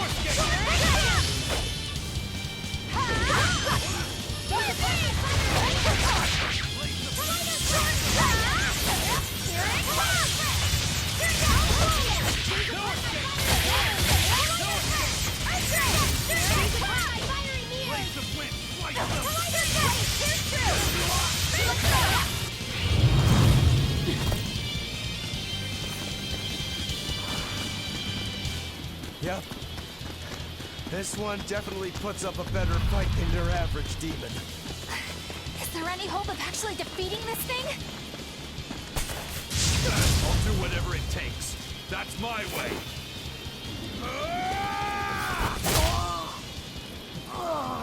Sabine! Yeah. I see you're out for blood, as usual. You knew, didn't you, Aizen?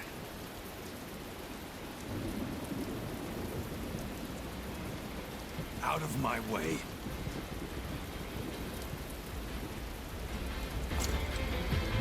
What? Are you protecting the dragon? She's not a dragon! Huh? Back off, or I'll make you back off.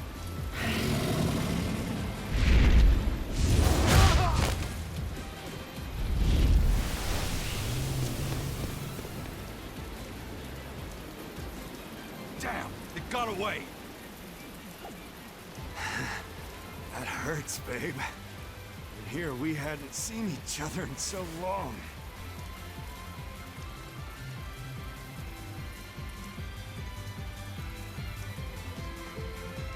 Hold it. Is that dragon someone you knew? I told you, she's not a dragon.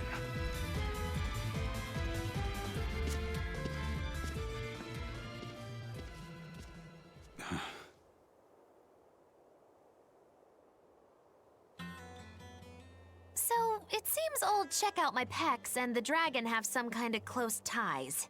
Did I hear you right? We're talking about a dragon here. I know what I said. But how could that be? When Malakim are tainted by malevolence, a dragon is what ultimately results. So you're saying that dragon was a Malak Zavid once knew? She must be who he was praying for back in town. Yeah, most likely. But do Malakim put out malevolence like humans do? No, not by themselves they don't. But if one remains in contact with humans or demons who do, it will eventually taint her, and she will become a dragon. What about you, kiddo? You feel anything weird after you got thrown into the Earth Pulse at the Empyrean's throne? I did, yeah. Can't say I'm surprised. The air there was thick with malevolence being sent on its way to Enominat. If I'd stayed there, I might be a dragon too. Is having a vessel not enough to prevent a Malak from transforming? A vessel can reduce the effect, but not eliminate it. By stripping their Malakim of consciousness, the Abbey exorcists seem to be able to inhibit the transformation. But nothing in this world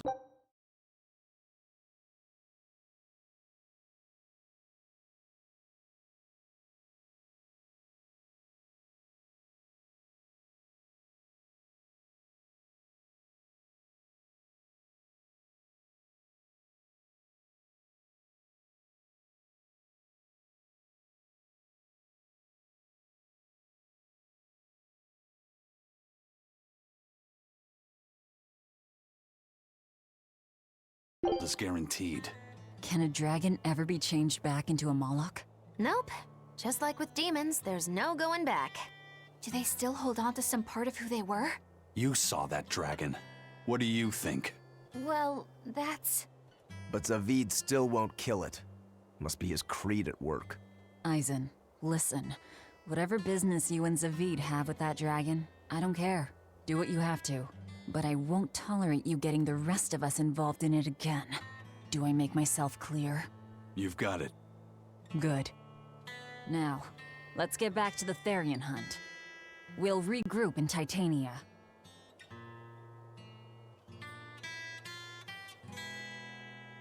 If what Aizen said is true, then could I wind up as a dragon someday? Or Aizen too? I don't know.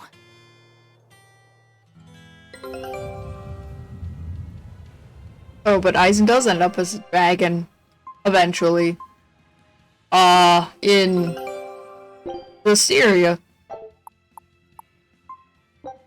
Scout.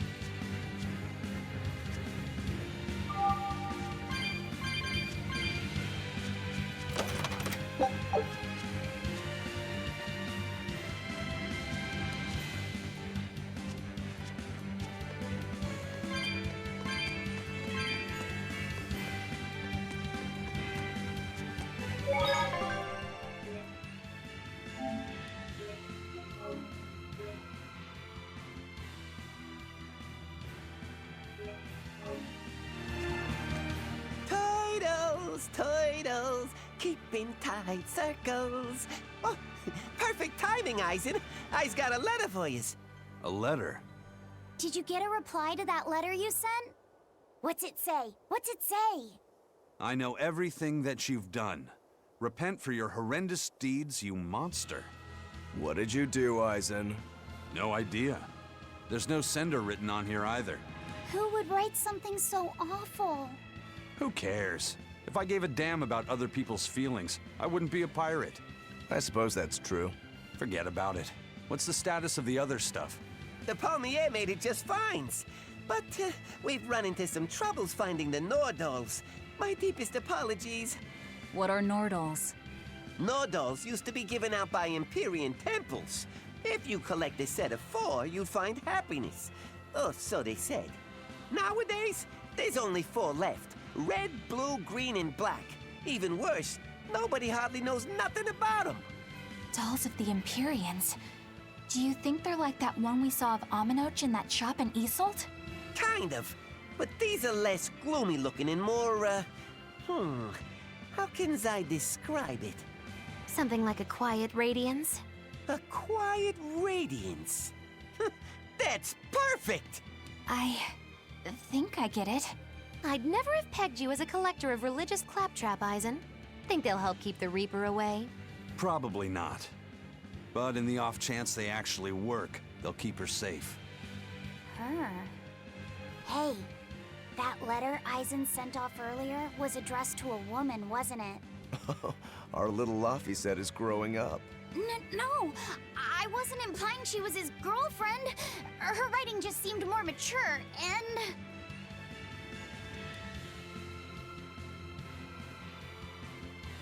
It's nothing like that. She's my younger sister. I didn't know you had a sister. She's the only family I have left. She and I live apart for various reasons. I'm guessing your death curse is one of them, huh? Magilou! So that's why. I'd be happy to help you look for those dolls, Eisen. Are you sure? Yeah. Okay then. Thanks. I knew that that letter was to Edna. Oh, god damn it. I saw Benwick and the other crew members get into a serious fight over whether cats or dogs were better. I don't get what the big deal is. I can't believe you could say such a thing! No conflict is more perilous than the one that has dogged mankind since the dawn of civilization! In the shadow of every war are the battles of dog lovers and cat lovers. Between each side lies a divide, maybe not all that deep, but unbridgeable all the same. I'd say we're lucky that the squabble you saw didn't escalate into anything more serious. I had no idea it was such a big deal. So what side do all of you fall on?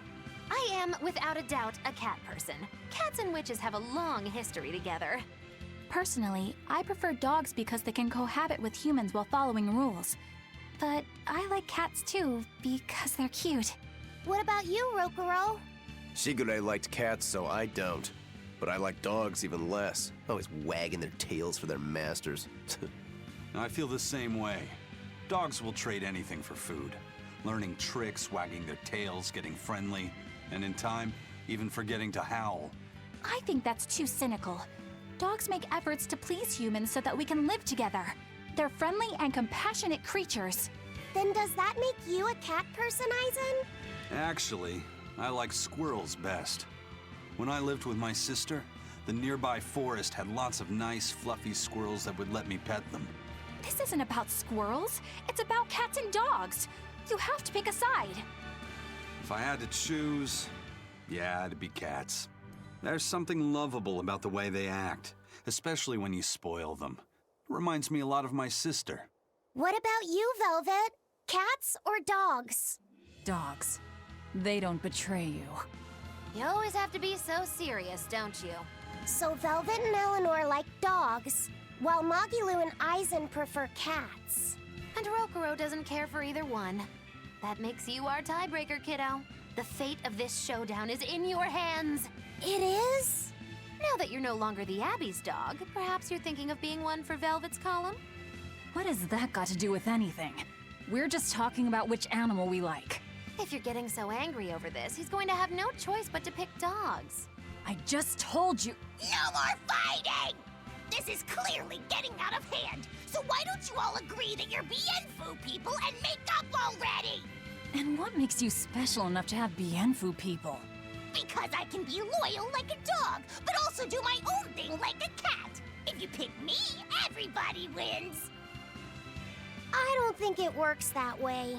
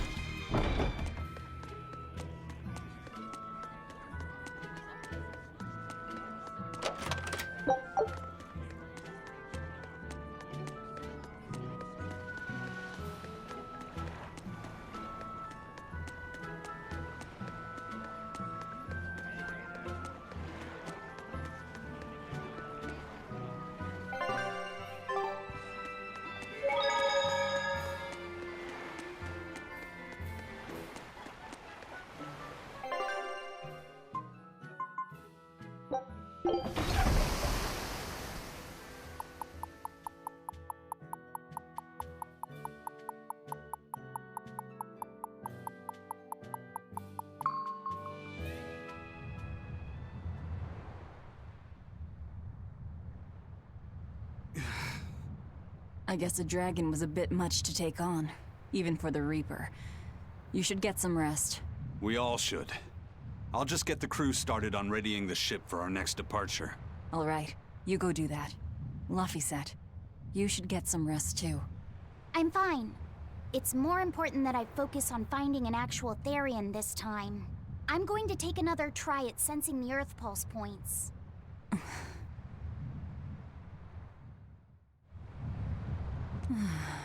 You're as stubborn as ever, Fee.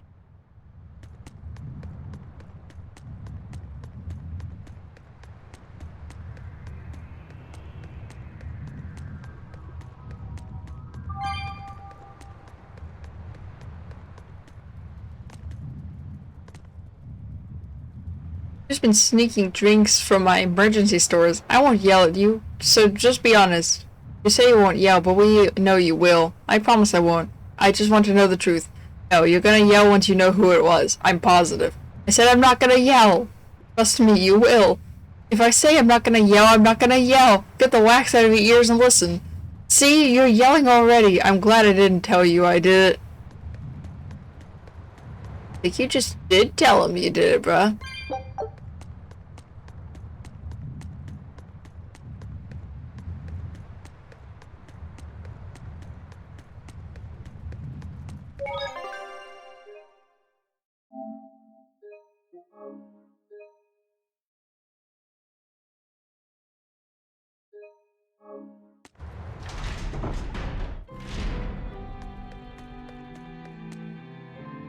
This time I got a little shut-eye too.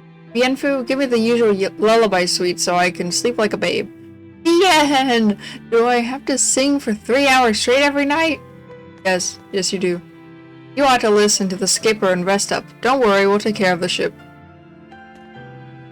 You're looking for Laphicet? I saw him heading down to the lower cells earlier.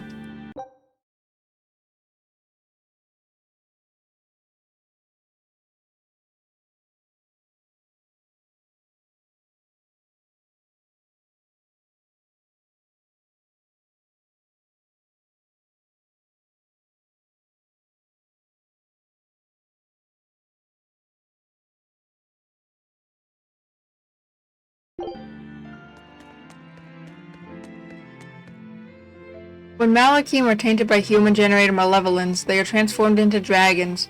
The exorcists use Malachim. How could they be unaware of such a thing? If Lord Artorius knows, why would he keep it a secret?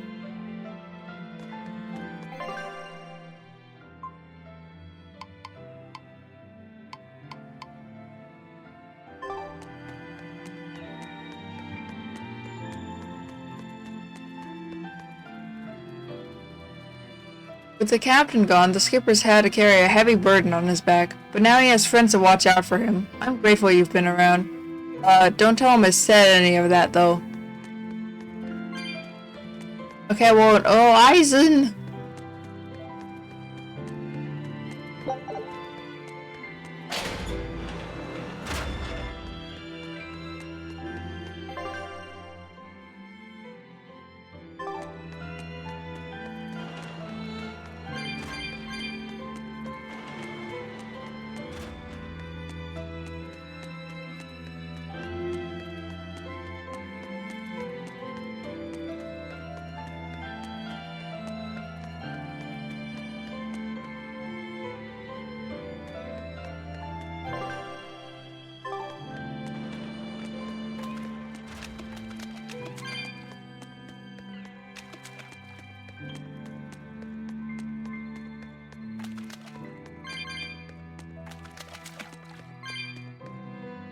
Moana sleeping in the back. One moment she was her usual cheerful self, but then suddenly she seemed crestfallen.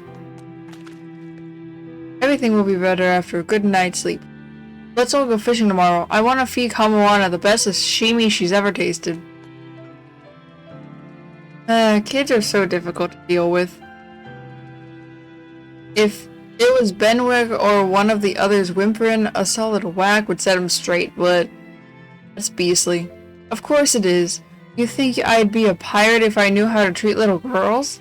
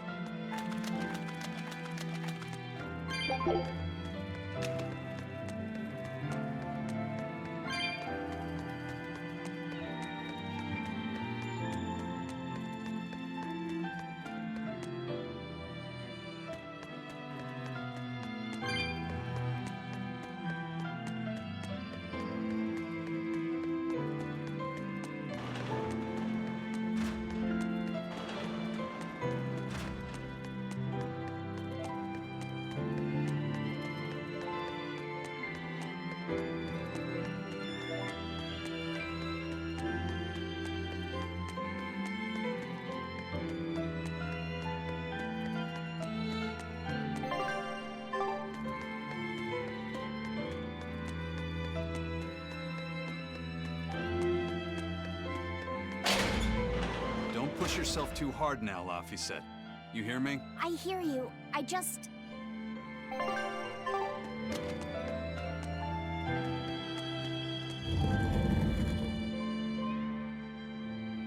I told everyone I could find the Therians, but I've only sent us to the wrong places. Eisen, is there any way to boost Amalok's powers? I guess it's okay for me to tell you this.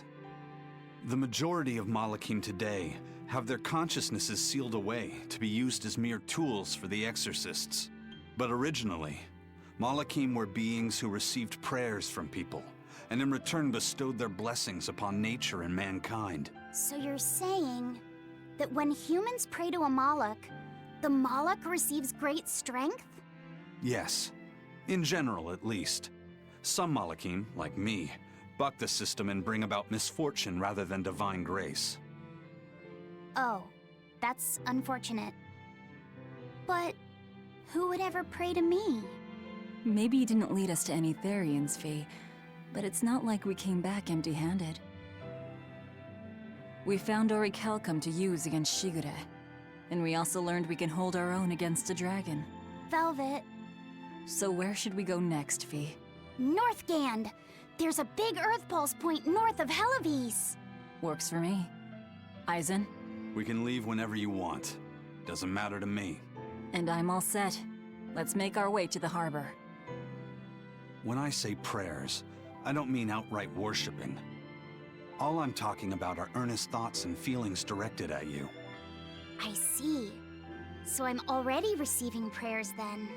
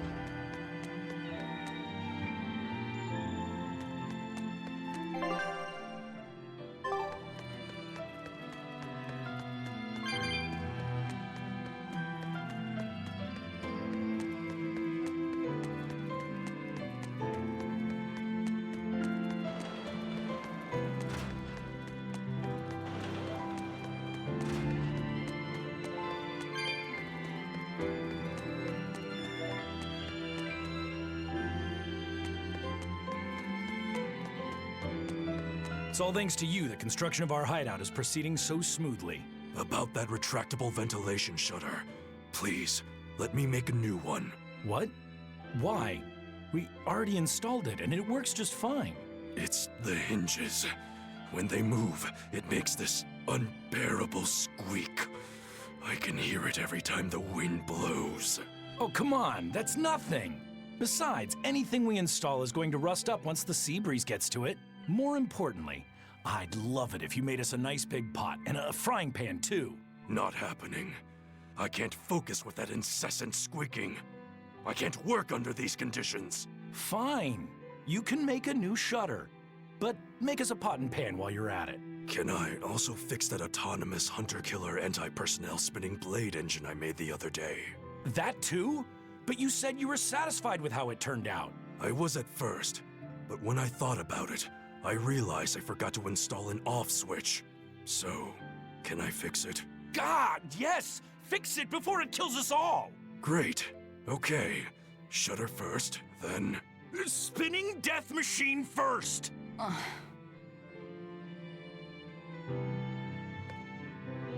Organe, you are quite unusual, inside and out. I mean, you're empty, but you've got humanity. Well, you're a demon, but still. This is so confusing. A man's body and soul may vanish, but he lives on through his craft. It's one of the wonders of life, even for me. Oh, god damn it. Okay.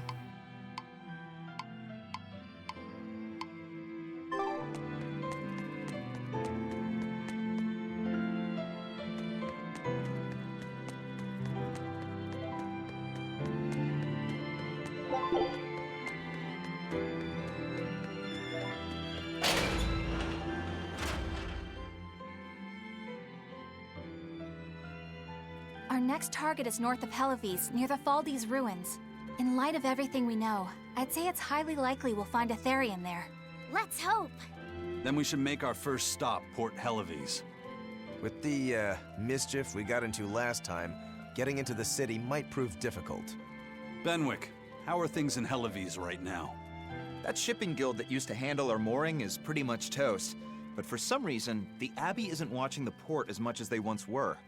Unfamiliar ships have been hauling in relief supplies, so if we pose as one of the transport ships, I think we can slip in.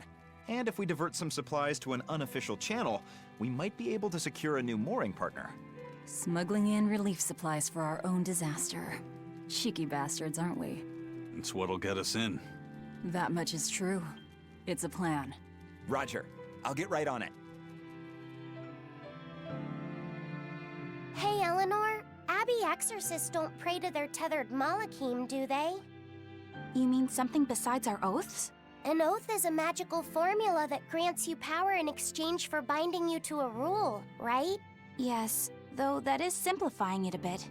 When Malachim receive human prayers, they bestow their blessings upon people and nature. Eisen told me that we Malachim grow stronger when humans pray to us. Prayers and blessings? I've never heard of that. I used to think the same way as the other exorcists. Malachim are merely tools that allow us the use of arts. Yeah, that's what I figured. But Inominat is different. The exorcists all worship him. They have faith in his mighty power. And not only that, the people of this nation pray to the Empyrean for salvation, just as Artorias instructs them. Ah, I get it now.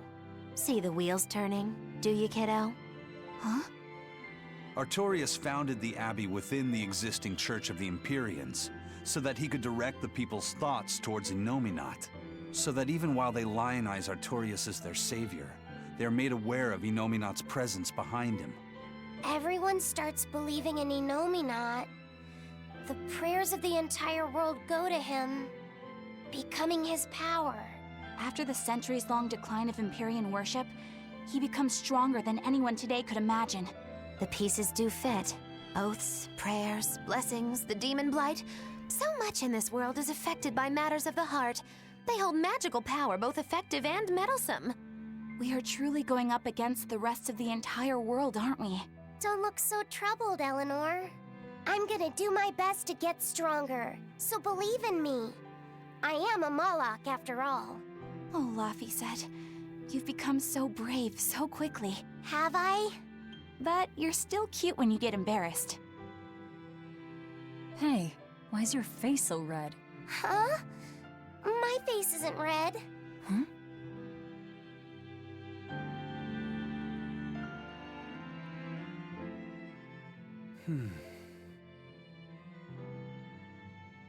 Hey, Aizen.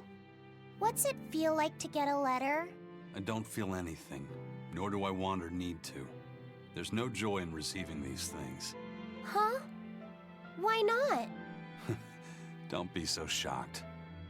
Look, it's just an invoice from the Turtles. What's the big deal anyway? Do you wish you get letters too? Yeah. But I don't have anyone to send letters to. Let alone anyone who would send me any. Laphicet, I've got a letter for you. What? Really? Who could it be from? The sender is... Bienfu? Yup. You got a letter from yours truly. I figured you'd be wanting someone to send you a letter right about now, so I wrote one up for you. What do you think? You're happy, right? Oh, yeah. Thanks, Bienfu. I'll even read it for you. Dear Moloch Laphicet, I hope that this letter finds you in good health and high spirits. Thankfully, I'm doing well myself, with no major changes to report. Bienfu's taking all this so seriously. It's so rare to actually see him like this. As you're aware, I've been spending my days ironing Magilu's outfits, sewing her buttons, and washing her hat and tremendously long socks. Recently, however, I made the mistake of remarking to her that she might not have been quite as slender as she once was in her younger years. She hung me upside down from the roof in the middle of the cold. I nearly became a frozen Normansicle. It was so horrible that I couldn't stop my tears from flowing down my little cheeks. There's the Bienfu we know and love. But all you wrote about in that letter was yourself. And you even read it out loud yourself. That's okay. Thanks, Bienfu. It feels nice to get a letter. That's so kind of you to say. I think I might cry again.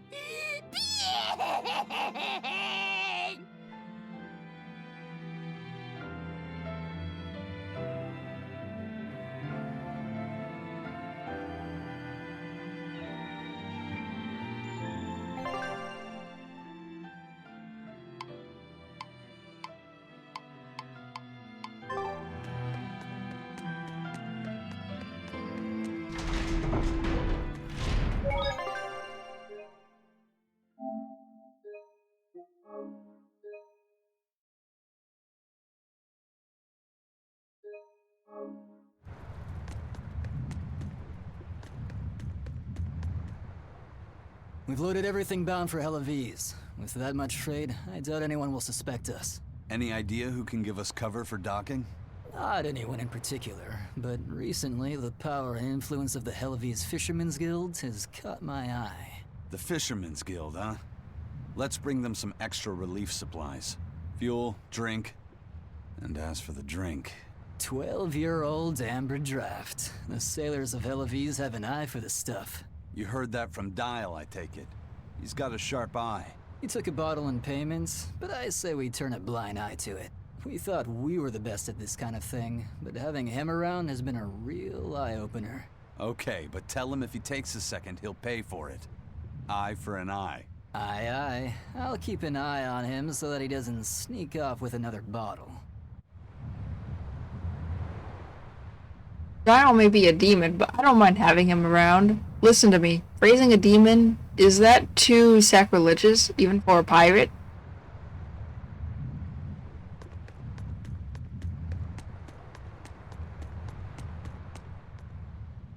The supplies are loaded. We can make for Helaviz whenever you want. That was fast. If we weren't hard workers, we wouldn't be sailors. Eleanor! Oh, what's wrong, Kamoana? She said she had a dream about her mom. When Mommy saw me, she said I looked scary. That she didn't want a scary little girl like me. Your mother would never say that, sweetheart. But how can you be sure? Well, how do I put it?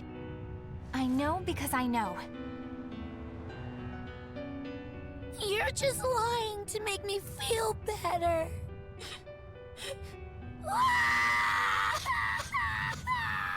Aw, Kamawana, don't cry.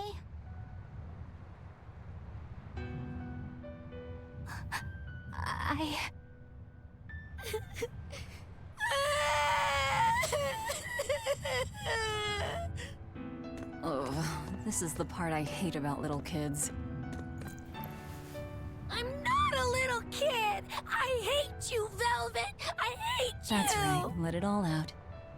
Stop it! Stop it! Mommy! I saw my mommy! She didn't want me.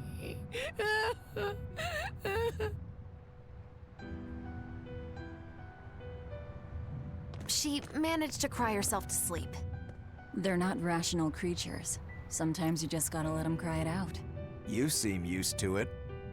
I guess you could say that. Luffy usually kept himself together when he was younger. But when he was really little, he had times like this every now and then.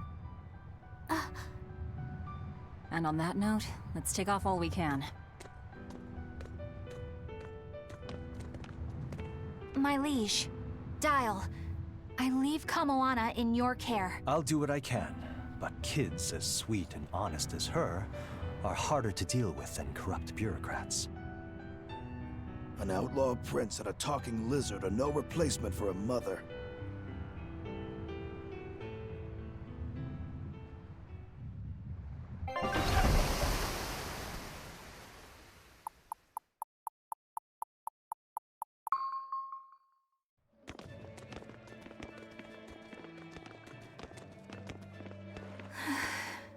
I do hope Kamoana isn't crying anymore. Yeah. Shush. How long is it going to be before you send in another exorcist to replace Lady Teresa? With these demons clamoring at our gates, none of us feel safe anymore. You have our deepest sympathies, but we were sent here on a different mission.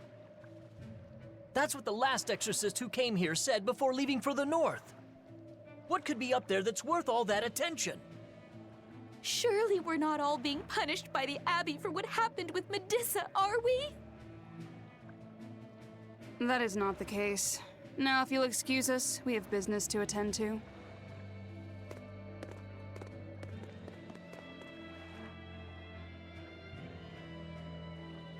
So the exorcists are just passing through town and heading straight north.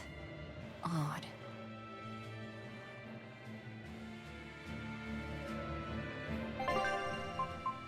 A new recipe! I've gotta try it.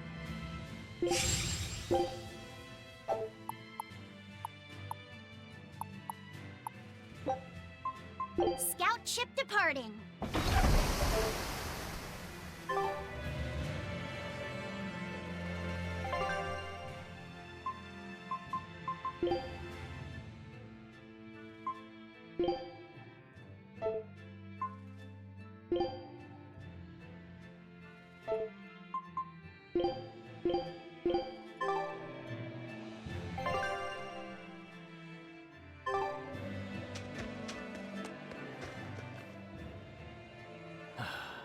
Ever since the Calamity showed up, everything's just gone to pot, I say. Calamity?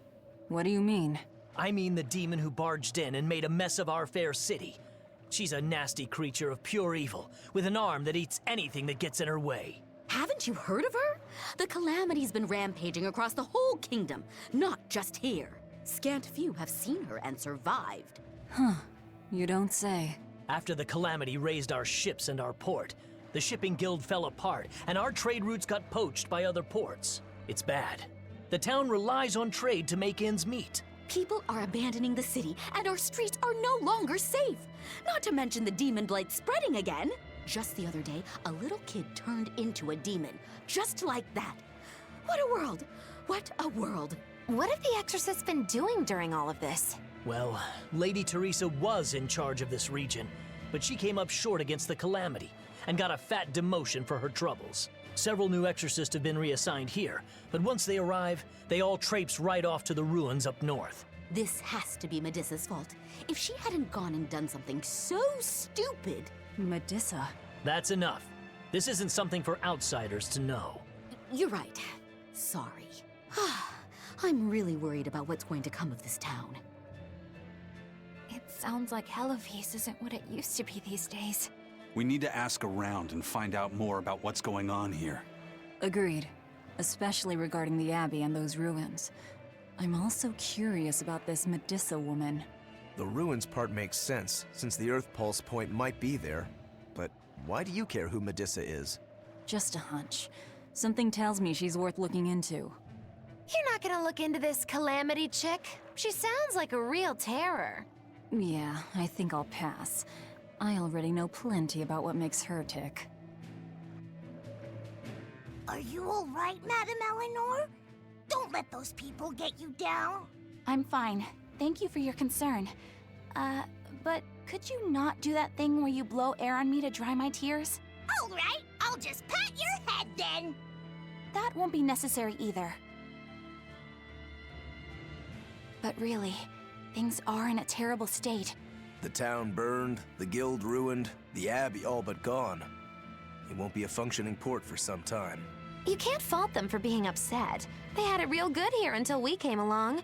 Those Hellavesians were like spoiled children. How so? Hellawes was once a tiny fishing village. The bountiful northern seas provided plenty enough fish to sustain their trade. But Flamestone gave them an easy way to get rich. And once they got a taste, they abandoned their old craft. And now they're paying the price. But I've heard that the cooling temperature has covered half the northern sea in ice drift, making fishing much more difficult. But the drifting ice carries tiny organisms, enriching the waters where it melts. The fish should be more plentiful than ever. I suppose you may have a point. We're ones to talk after what we did, but taking the easy path, then complaining as soon as it gets hard, that seems... Spoiled, yes. You said it, Laphicet. I think my appetite's getting a little overindulgent, too. That's not a bad thing. Just means you're healthy. Giant squid come to these waters in this season. Should I ask Benwick to fish some up? Yeah, and some normal octopuses, too. This calamity is... us, isn't it? Well, we've been waging war with the Abbey everywhere we go, and now we're about to take it to a new level. If we pull the next Therian off of the Earth Pulse point, it'll likely be Kamoana's village all over again. The same devastation? Ooh. I wonder if there's something worse than Calamity that they can call us. This is no laughing matter. People turn into demons in part due to their own malevolence. It's not like they're entirely innocent. But if there's someone out there who's being forced to act as Inominat's mouth, like Kamoana was, isn't saving them the right thing to do? I cannot argue with that, but... You don't have to worry. I'm the one who will devour the barrier.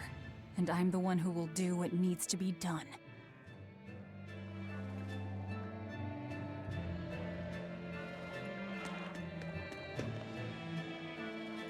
The shortage of flamestone around the capital is reaching critical levels. Exorcists are using their arts to help where they can, but will it be enough? Only place you can find the stuff now is on Mount Killaris. But if the port isn't rebuilt...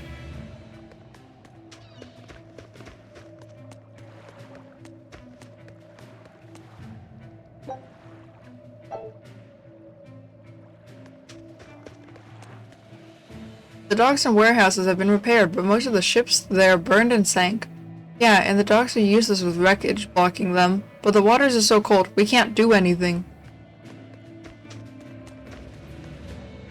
Absolutely nothing is going right. It's because of the calamity. I wish there was some way to round up all the fools that fight against the Abbey so they could be punished.